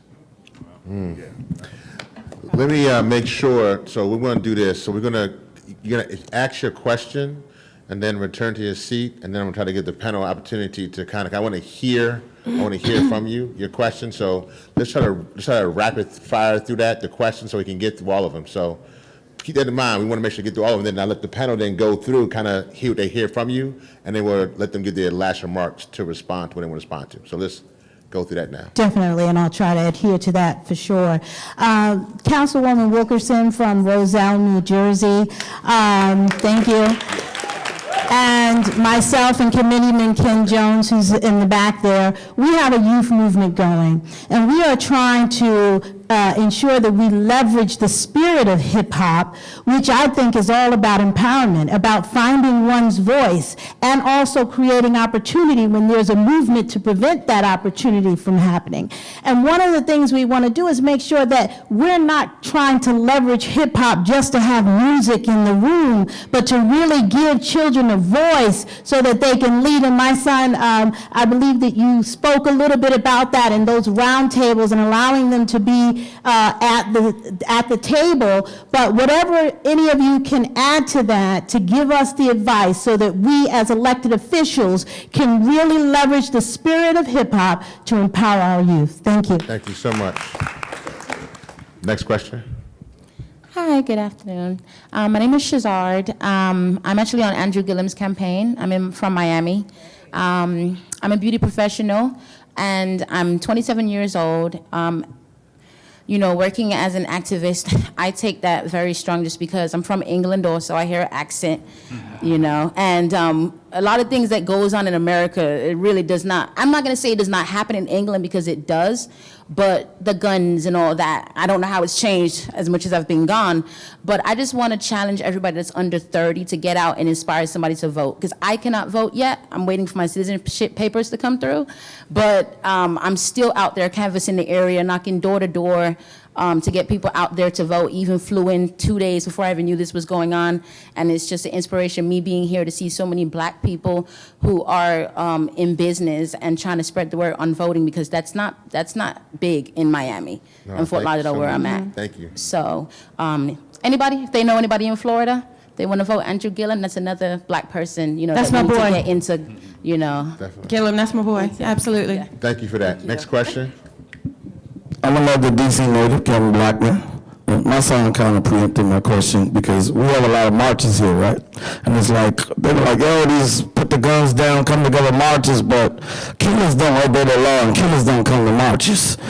You understand what I'm saying? So that's one side of it. But the other side is, we are hip hop artists. I'm an artist too. We are artists. At what point do we realize that we don't want raising these kids? We don't want to give them this BS. We don't want to put it in their head. These are our children. At what point we can keep talking out at people? At what point do you say, I'm the one that told them it's the world's biggest?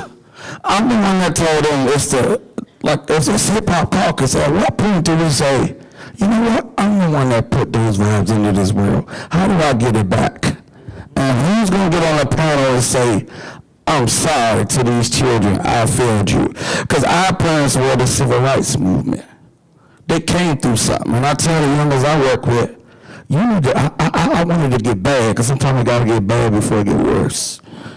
So at what point are we as hip hop artists that's older, I'm 40, and anybody older than me gonna say, you know what?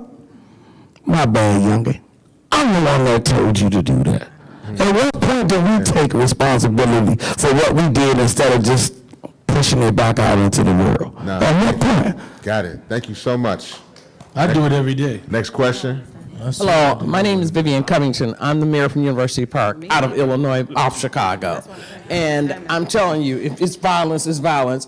And I'm a very big activist with the children. We have a college, a university, and I always speak for civic engagement. And I really, really, really want to get with this because one of my mentees is 10 years old. I'm reaching there. I'm not going to the college level because at that point they should know what it is and how it is. But I'm meeting with the babies. And I want to know who can I get. We want my trustee here is from with me too. We want really hardly to get this hip hop movement going on. I walk in the streets. I sit at the baby showers. I go wherever I need to go. I am Tupac lover, but I do love all of you for what you do, but people don't get it right. They are so militant against the hip hop, but they have such a beautiful message. I've looked at all the movies and I've been there with all the rappers. I am old school. So I want to know, I'm starting an organization called Youth Legislators because I want my mission next year is to bring me 200 or an airplane full of children here to see you. Because they don't get the opportunity, they don't get the exposure. I just got some young people right now, I paid their fees to be into League of Women Voters. I'm trying to pay for them to understand, to expose them. We don't want to do that. Everybody's crying and whining. I hate politicians, because I don't call myself a politician, I'm a servant. And we need to pick out of our pockets and stop pimping, being political pimps, and put that money back and sponsor these children into things, an organization. I'm tired of it. So I would I want to get some rappers or whoever I need to get and have something in Chicago or in my area, in my suburb, to get these people up. Because we had a person that got on a video and he put a hood on his head and said, I'll be in your neighborhood soon. And that's allowed, and the school district said, that's okay. Oh, he was just, no, if that was a black brother, he'd be in jail. But they allowed that. So I need to help, we need to do this, and I want to do whatever I can to do it. I'm passionate, and I'm upset about it, and I want it to happen. So please, someone tell me what I need to do to get that. Thank you. Thank you. Afterwards. Okay. And let me say this, just for those, I want to make sure, there are two things I know just from my positioning. I also know how it's just therapeutic to get that off. And so I want to make sure that you get that, but I need to make sure I want to get to that line for questions. So please just give me a question so we can get to the panel. Good afternoon. I'm Minister Wanda Strong Howard. I'm a mother of a former New York State Senator Antoine Thompson, also from Light of the World Christian Church, Bishop Thomas G. Benjamin. My younger son, who has been a gospel rapper, mime and praise dancer, and vocalist for almost 20 years, I have to say it is vicious. We have experienced a move, and just being here today, since he couldn't be here, he's doing a program in Massachusetts as a gospel rapper and vocalist.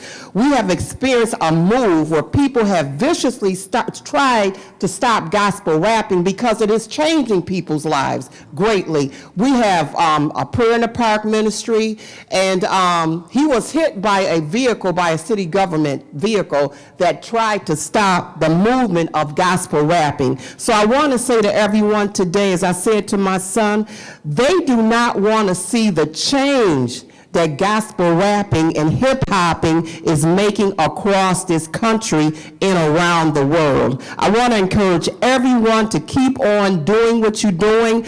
Be aware. It's a movement. They will try to take your license from workers' comp, disability, any kind of way they can to stop the movement that God is doing. So keep doing what you're doing. And Congressman, whatever you can do to help push gospel rap, hip hop, spoken word, all of that, I support. I've been supporting this ministry for years.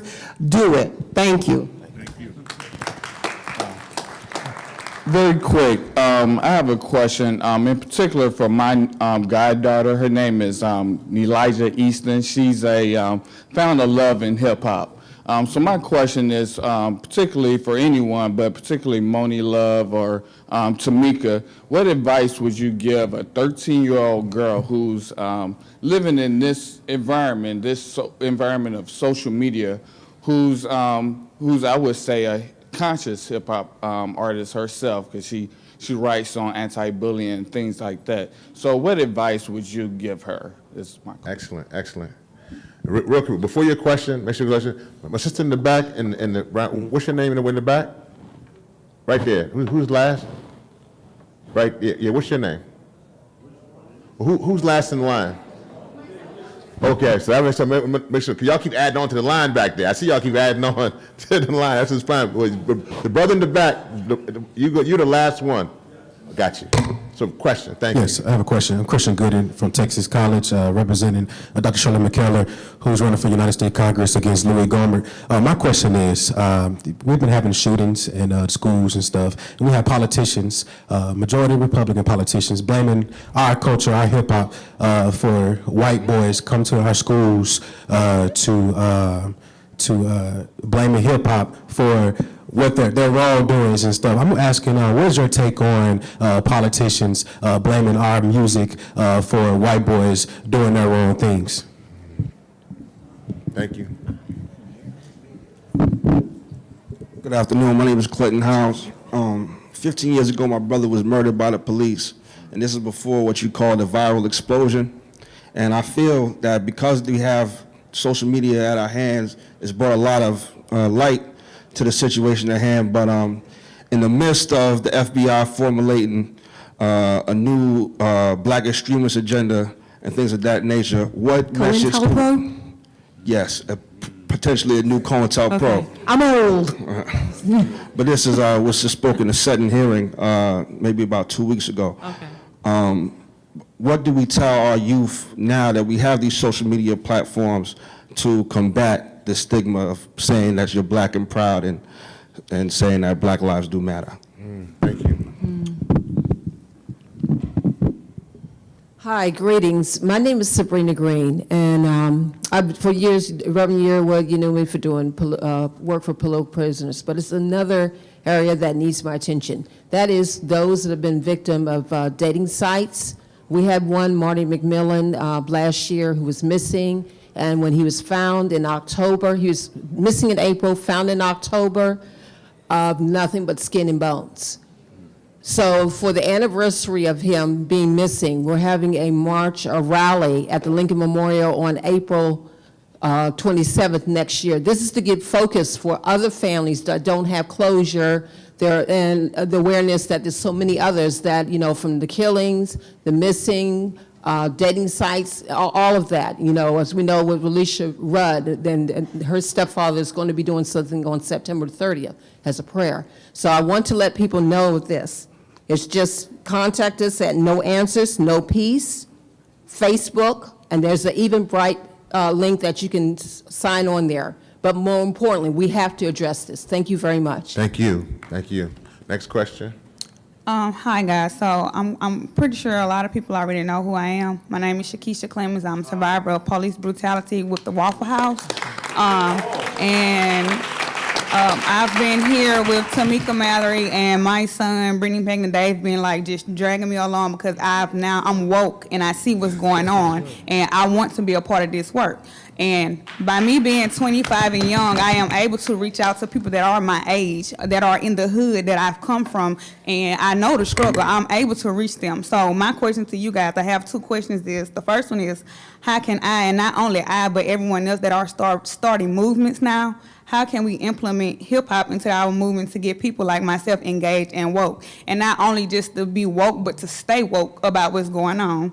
And then my second question is, how do we not lose sight and get discouraged when we are begging for help, but ain't nobody helping us? Don't nobody want to help us? Like what do we supposed to do? Thank you. Thank you. Young Clemens. Hi, my name is Myra Byarm. I'm with ExodusFoundation.org. Our mission is to stop the flow of African Americans to prison. We're out of Charlotte, North Carolina. My question for the panel, and I represent the formerly incarcerated. I have 2 master's degrees and have trouble getting a job. I just finished up a degree from Northwestern in public policy, so part of my reason for being here is networking, because I need a job. But secondly, you know, for the panel, my question is, if you could share your blueprint for reigniting the fight in our communities, because people are not woke. They don't feel empowered. They feel undervalued. So we need strategies for educating our communities, for empowering our communities, and for creating sustainable coalitions of Black and brown people that can make a difference. Thank you. Next question. Good afternoon. My name is Chidima Oye Uchendu, and I am a proud teacher from Indianapolis, Indiana. All right now. And also proud Nigerian American immigrant too as well. And it's actually my students that brought this question, so I'm here to represent my students. But one thing that I want to lead with is an African proverb. As you know, African people, we always speak it in proverbs. And it says, when you follow in the path of your father, you learn to walk like him. And one of the things that my student challenged me with is, how do we combat, how do we shift the perspective of what, hip hop seems to be? I mean, these are young children. I teach in an elementary school. I see what they're exposed to, the kind of things that they listen to, the kind of perception, what they think hip hop is when it's something else. We talked about the authenticity of what it is and shifting it from the music business to, having people understand the true core and essence of what it is. How do we need to get young minds. How do we start shifting that narrative? How do I, as a teacher, do this in my classroom with my students who are very young? How do I start shifting it now before they grow up and it becomes, something that's ingrained in them, before they become like those people, like the negative perceptions that they see? I don't know if I made sense. That makes Definitely. sense? Okay. Thank you. Thank you so much. Good afternoon. My name is Ian Harper. I'm a creative director from Baltimore, Maryland. I'm going to keep it short, but what can be done or what is being done about the program directors, A&Rs, and things that are sitting at these positions that I think my son or Lord Jamar said about putting Eminem, or it was Lord Jamar, putting Eminem on a certain platform, that these are those people that are putting them there, but they're also putting the people that look like us, that are detrimenting us, that are knocking us down with the same hammer that some of us are building with. You know what I mean? They're putting them in those positions. So I'm just trying to understand what's being done about the 300 Entertainments that's literally feeding it down the pipeline. And we all know who runs that. I don't have to name any names, but he looks just like us. And I'm just discouraged to even try to follow in those footsteps, because maybe there was a step there that he took that he had to make, or maybe he felt he had to make to put that artist in a certain position, so that I had to look up to them and say, why is this person getting any money? And it's not about hating or anything about that, but it's why are they being put on this pedestal, in this position, and they're rappers. They're not actual true artists or true artivists, as you said. And I put hip hop music where it is. Hip hop isn't dead, it's only with certain people. But I think that there are certain rappers out there that are just getting the game confused and confusing us all. And even the program directors and the A&Rs, like I said, that are just getting fat on checks off of it. I'm not appreciating it, and I want to know what we can do about it as a people. And some of you all, there's some of your constituents, and Congressman Carson, that you could influence as far as policy is concerned. Definitely. So, thank you. Thank you. All right. Thank you, panelists, and this is awesome. I was just over at the SEC, Securities and Exchange Commission. I met with Congress yesterday. I'm one of the few brothers in America that get a chance to sit in the corporate room and listen to some of the stuff that's really happening. So I commend you for what you're doing on the hip hop side. I think the question on the panel was the magic wand question, right? What do you do? Well, I have 4 boys. I'm a father of 4. I've been in the industry, corporate America, for 35 years. Started at Bank of Boston, Wells Fargo, and now I'm with a British company that bought our business here, and I sit in Reston, Virginia. Now, my sons, all 4, graduates of college, 2 HBCUs, okay, the other HU, Hampton, and 2 from William & Mary. One at Wall Street, one of the most powerful black men, is being groomed right now to be a partner at Goldman Sachs. 30 under 30. Look him up, Daniel Dixon. The youngest son with the Boston Celtics, NBA, he's now playing in France. He's a professional basketball player, 6'6", shooting guard. He's the next Klay Thompson. Quietly, they don't know that yet. And the other 2 are finance. So I got into their lives for the last 35 years and made sure that those young men would not end up in anybody's jails that they created for us, okay? First thing. Now, I came with solutions for you. I'm gonna give you some solutions. Give me, just because of time, because Yeah, I know. yeah, we real can quick, just real give quick. me your question so we can come back. Okay. Definitely, Bill. How do you take what you talked about today and really monetize it? Got Because we can talk about all the stuff you want here for years to come. But how do you take 10 million black folks, putting $100 together in a legitimate entity that's developed, that has audit boards and everybody playing by the rules, that's, millions, hundreds of millions of dollars. Would $100 times 10 million black folks, that's $1 billion. That's your first $1 billion. That's the platform. Now you have a voice. White folks understand money. So we can talk all we want.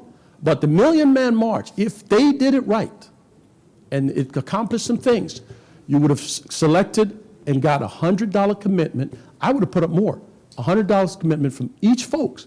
And then you can support Congressman Carson, okay? You can be involved in supporting our political officials that are doing the things we want them to do. So money is the power.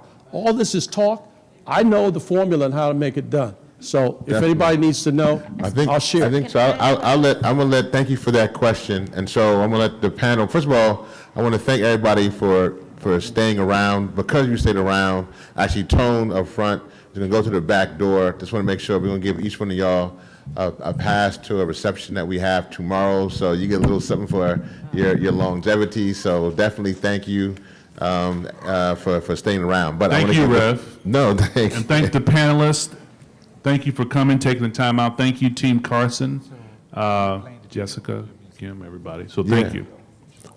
I want to give you want to give the folks. Thank you, Queen. And let's give the folks. You get a chance to. And there's a lot that came at you. I know a lot came at you. So let's start with my son, and then Carson, you have the last piece to close us out. Well, I'm gonna do the spoken word from now. The new hashtag is stay woke.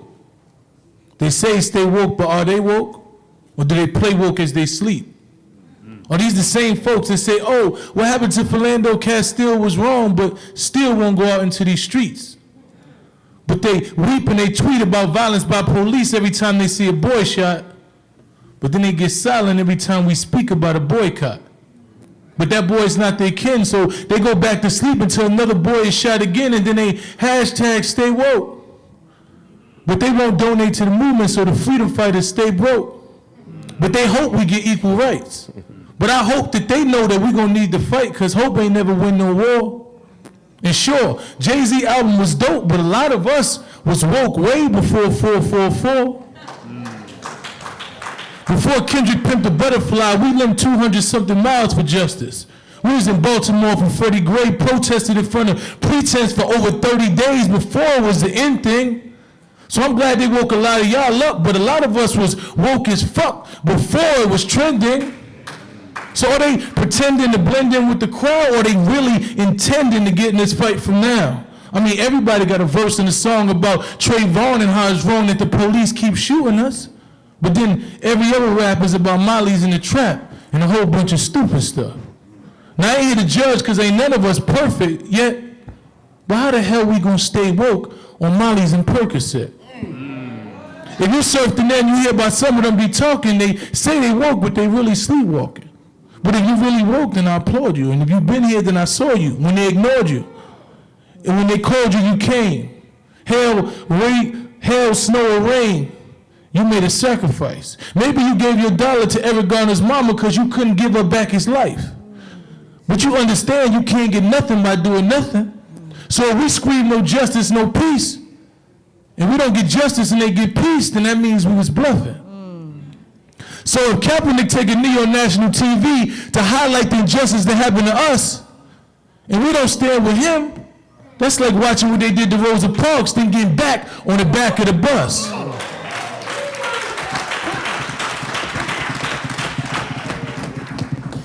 So I'm asking, what is the one thing worth fighting for? What is one thing we all feel is worth fighting for?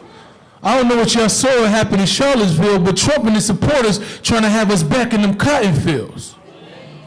So if you feel like I feel, I want y'all to raise your right hand. Before I go, I want to leave you with this. the easiest way for evil to prosper is for good people to do nothing. That's right. Stay woke. Stay woke.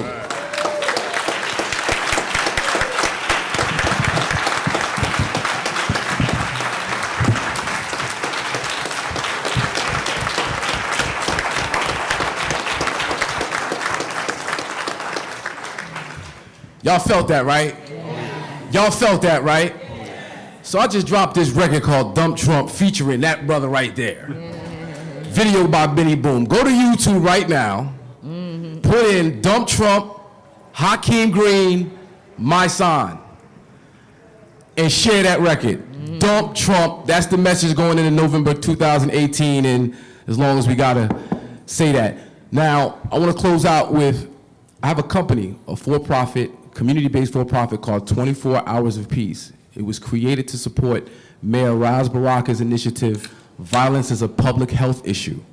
In 2017, the city of Newark experienced the largest drop in crime since 1967 in 50 years.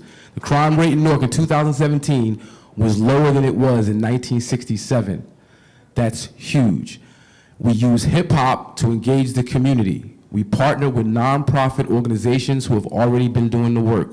We don't need to recreate the wheel.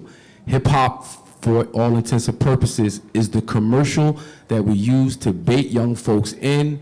We have organizations already doing the work on the ground to bring these people into their fold, educate them, so forth and so on. These are some of the strategies we've been using in Newark as it has to do with hip hop culture, the arts and entertainment cultures. So, to your question, what can hip hop do in your community? Reach out to me after this panel discussion. We can have more discussion and dialogue. Let's bring 24 Hours of Peace to your city.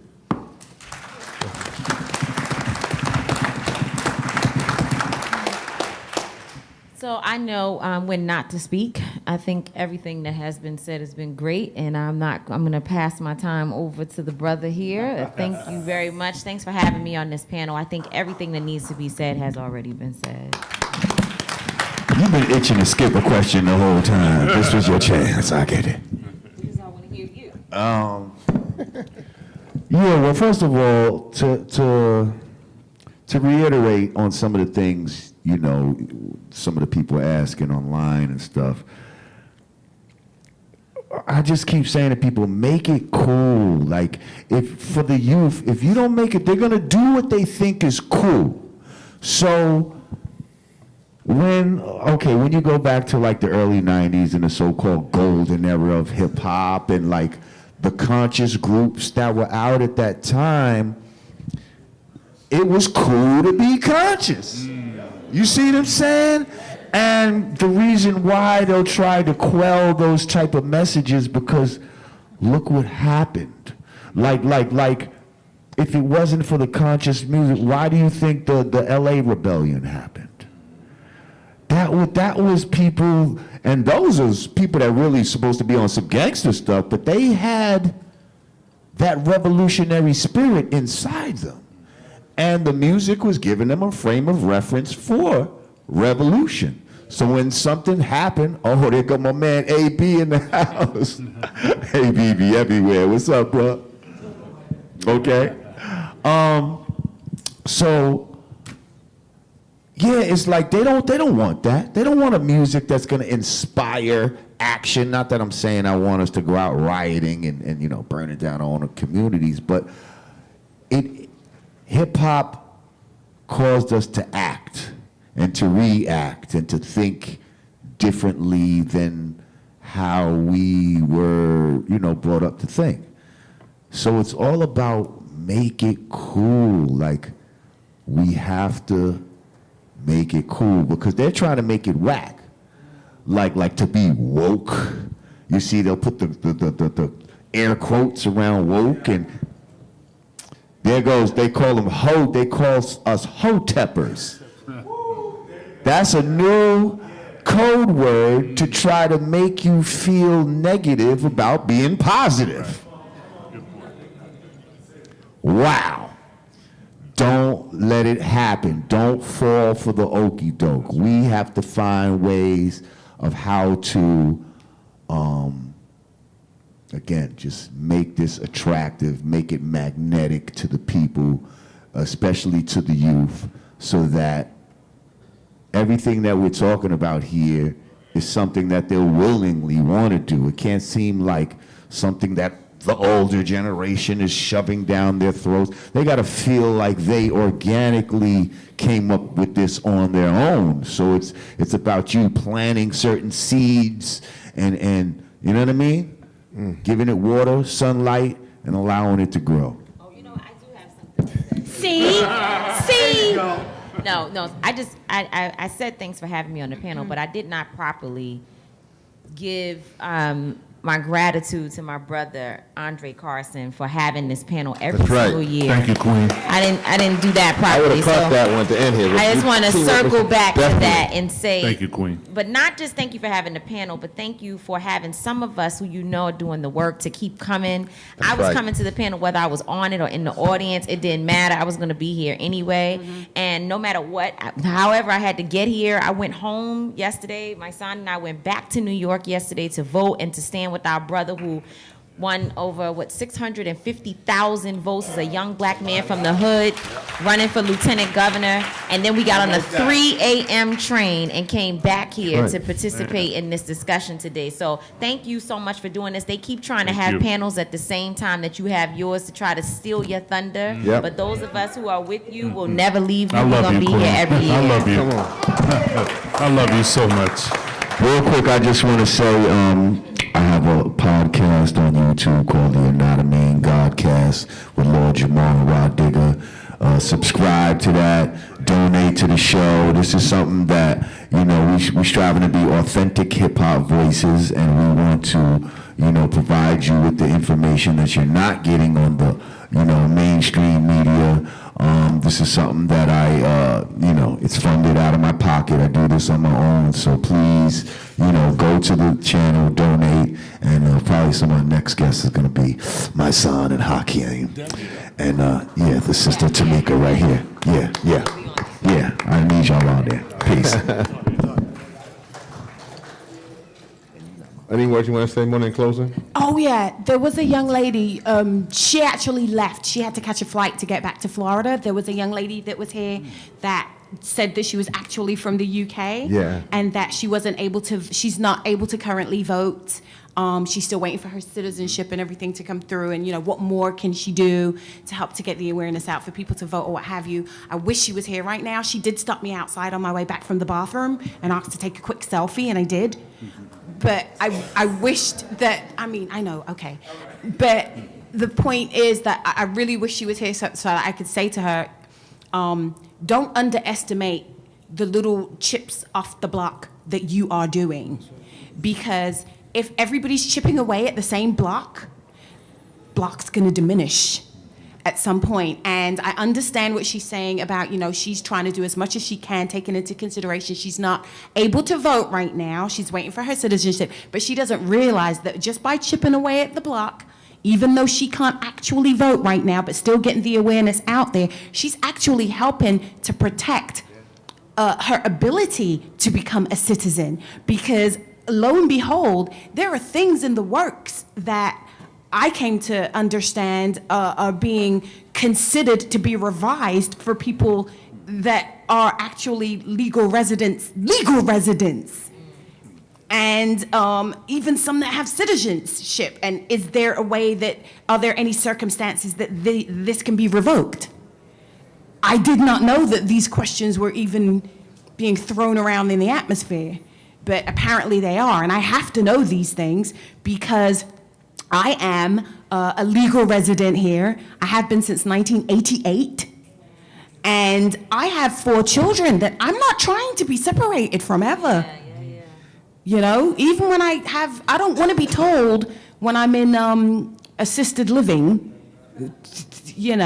that I can't be here anymore. And my children are here. So these are things that I have to know. So in essence, I wish I could tell her the little that you're doing, even without the ability to vote right now, is still working towards awareness for voting to take place by a lot of us and a lot of the youngins that haven't previously voted. So good for her. She's not here, but good for her, and keep it up. Thank you, thank you, thank you, thank you, thank you, thank you, thank you, thank you. Listen, I want to say one thing. I'm a shameless plug. You see this hat that Tamika's wearing right here? This is one of my hats on my site. You can order it. This is also one of my shirts. I have merchandise. If you want to support me, you can definitely come support me. We got shirts that say God's work. We got for the streets, gangster, but wokest. We got all types of stuff that you need. Let me say this before we wrap up, because I actually want to. It's Oh, it's a website. I mean, you got to come on. It's mysonnyg.com. I have some with me. Let me also go to hoodg.com to get some of these, you know what I mean? Podcast. We come bearing gifts too to all the panelists. We would love to give them to the audience for Stan, but we don't have enough. So we have gifts for all the panelists. We have some congressional swag. It's not like Grammy swag, but it's congressional swag. Let me close. Let me close by saying, I want to follow what Tamika was saying, Councilman Carson. I also, as you know, got on a flight in San Francisco at 3 o'clock this morning, and literally landed, changed the suit, put on a different hat. I think I had on Flint before, put on Resist, and got here. Thank you, Rev. And this would have been the only panel and the only discussion I would have came to. But it is real. I will say this, as we get to our 10-year anniversary, I now know that there's folks who may want to steal thunder, so I'm going to prepare now, because all in that process, so we're ready. But let me say this as we close on a serious note. I told you, and you heard my tone with the kind of questions, and I wanted to revert back to love, because this is not a game. When this panel started, Hurricane Florence was just beginning to hit North Carolina. While we've been here, there have been numerous folks who have departed this earth in Wilmington, North Carolina. There's some seniors whose whole house was washed away while we were sitting here. So as we were sitting here, and when many others have been sitting throughout this and doing their thing, know that our people were drowning in North Carolina. This ain't no game. So I thank you for staying and understanding, and I hope the prayers for those families who had to bury their mamas and daddies now, they will have comfort, but the storm ain't still blowing down. And so understand, this is no game. When policies we talk about with climate change and as far as pollution, all those things, it has consequences. So we take this process seriously. I take you seriously. I love you all. Thank you for being a part of This Is America, Hip Hop and Politics.